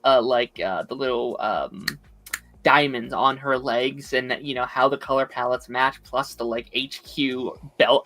I think this looks really cool, and just messed with the there's that beautiful scene where in her head all the flowers are going everywhere and she's running through, just gorgeous. I adore this suit. Okay.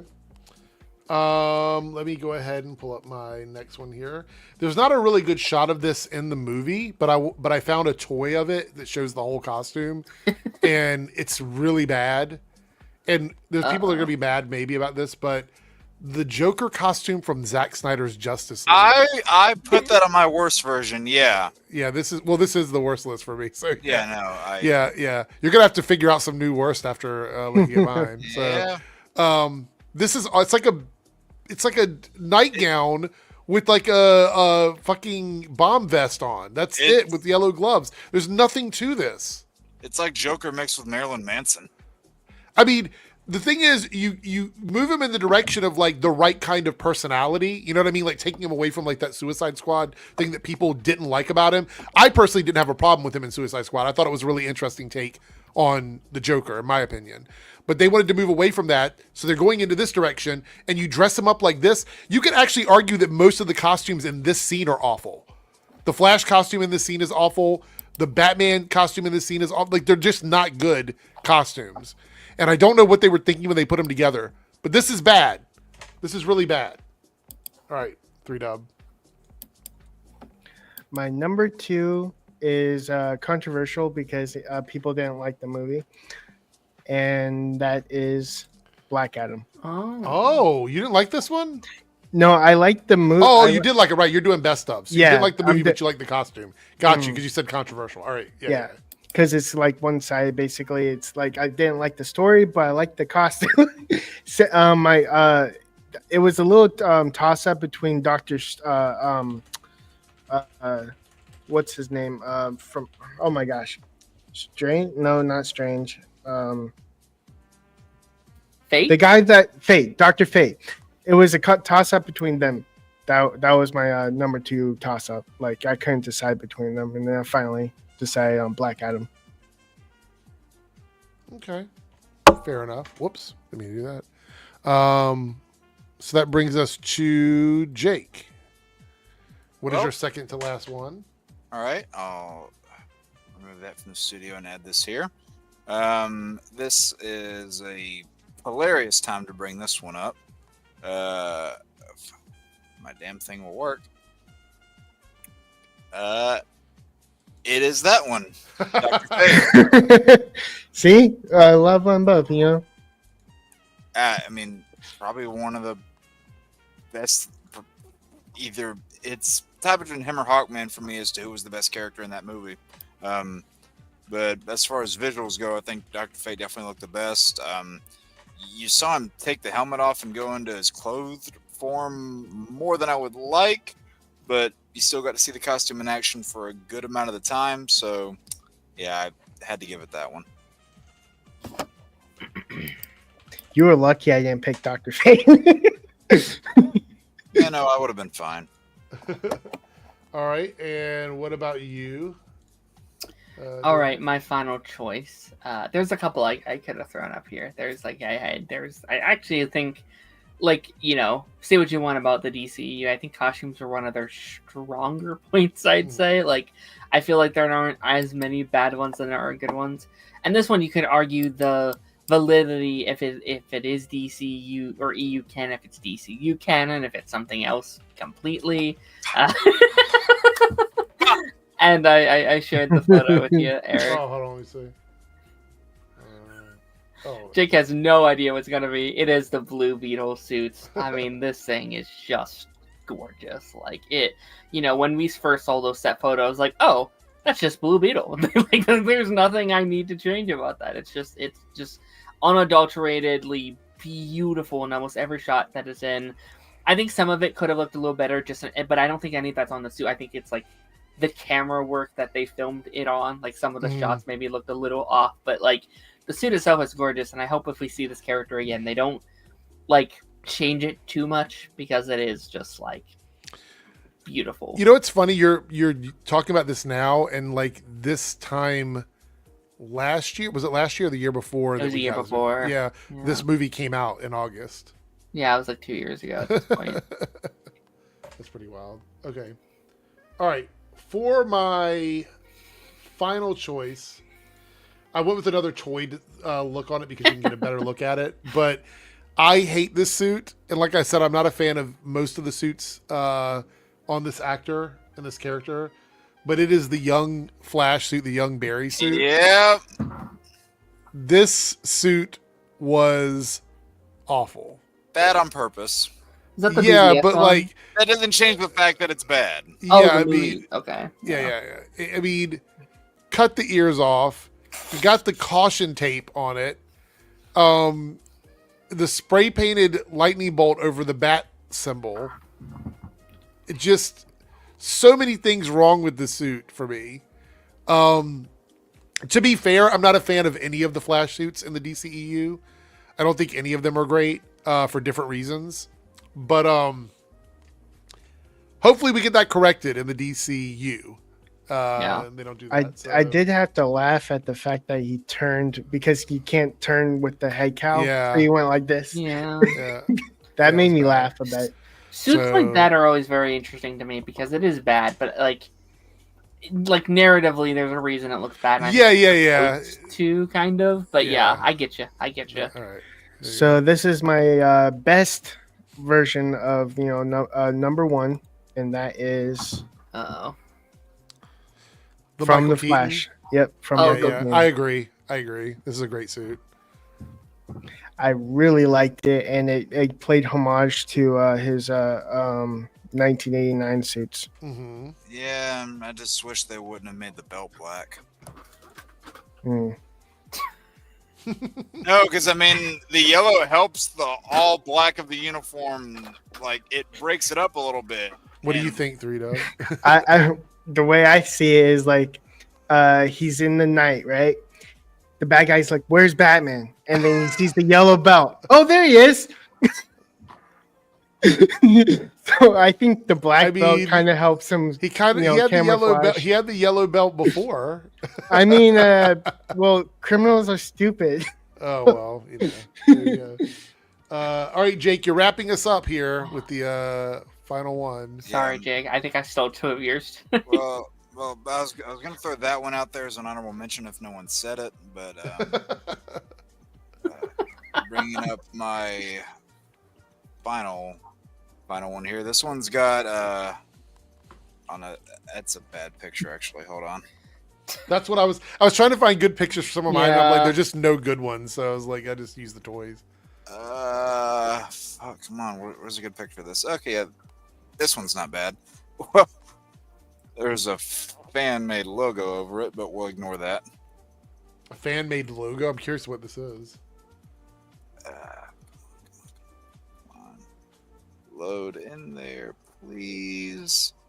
Yeah, maybe this one's a hot take. I don't know, but I really liked the way that this character was designed, and that's Cyborg.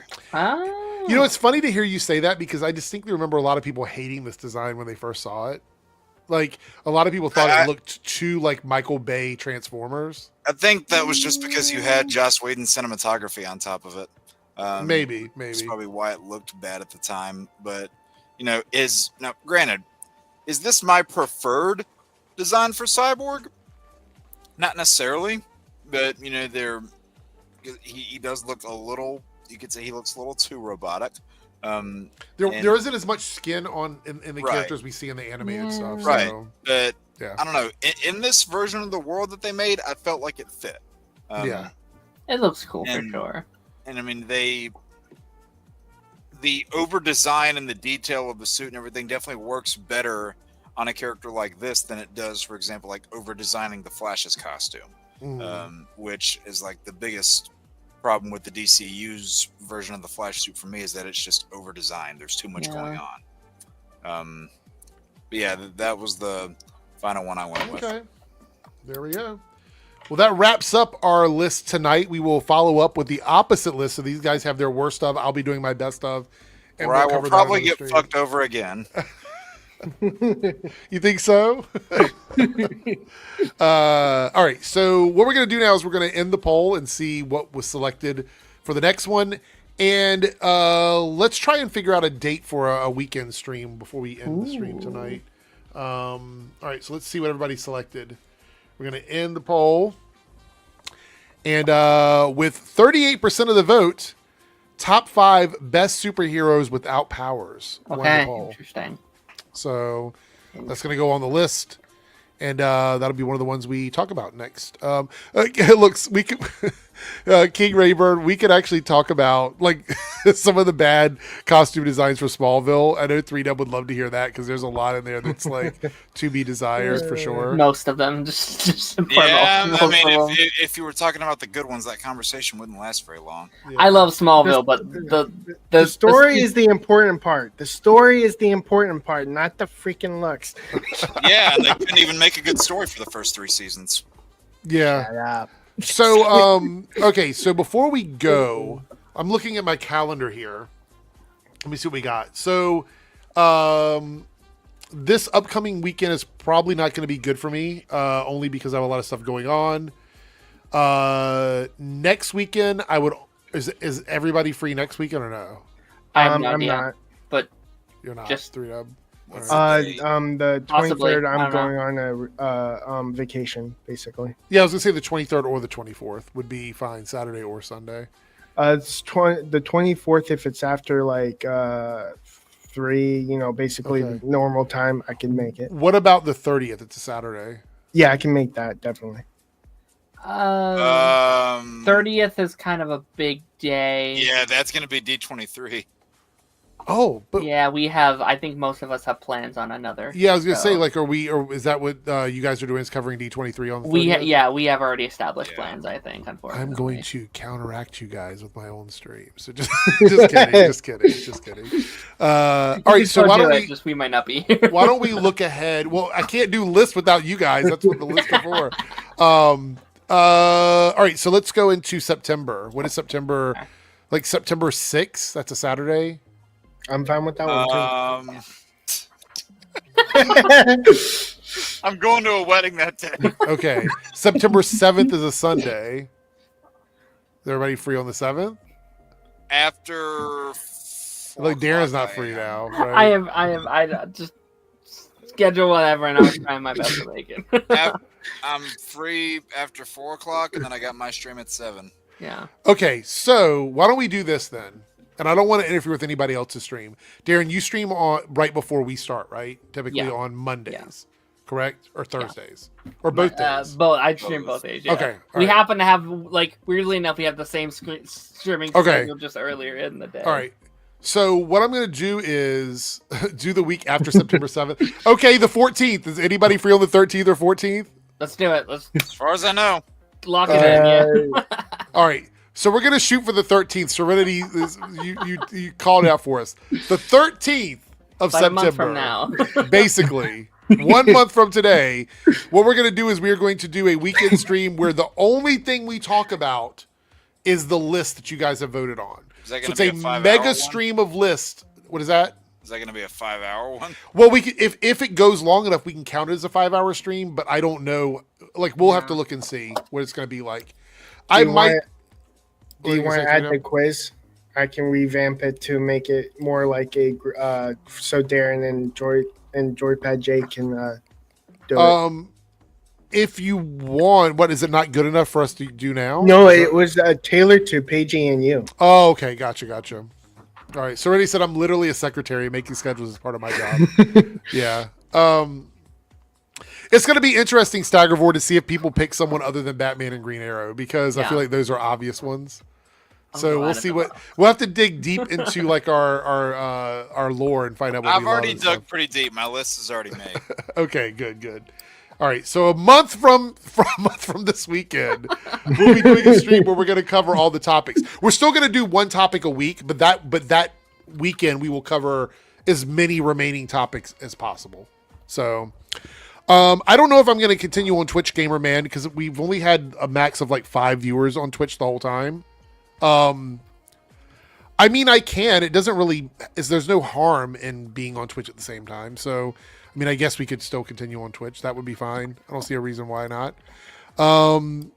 Anyway, with that being said, though, it is time to wrap up the stream.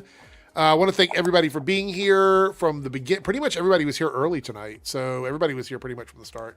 So we had, except for Ronan, but he's already had out. So thank Ronan. Thanks, Lance, for dropping in. Thanks, Jake, Darren, and 3Dub for being here most of the time.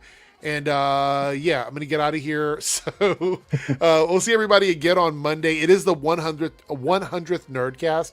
So I do have a surprise planned. So make sure you stop in and help celebrate with us on Monday night because you guys have made the stream everything it is. So I hope to see a lot of you guys here. So make plans to be here. Anyway, we're out.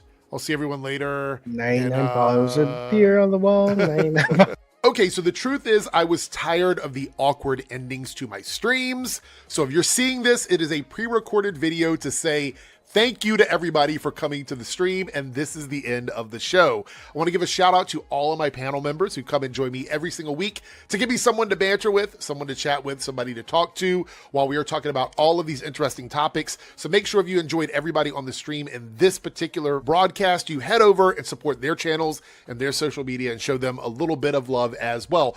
Also, shout out to all the channel members. You guys keep the lights on Even though it's dark in here, you keep the lights on, you keep the water running, you keep everything going here so I can continue to make content for you guys. Thank you for all of your love, your continued memberships and support, and your membership chats. Shout out to all the people that super chat and donate to the streams, whether it be through super chats or super stickers or gifting memberships. Thank you guys so much for being here. If you're watching on YouTube or Twitch, wherever you're watching me, I do appreciate all of that continued support. And I think it is time to wrap up the video. So awkwardly, I'm going to move on, but at least this is virtual and it's not live and we're not sitting around waiting for StreamYard to end the stream any moment now.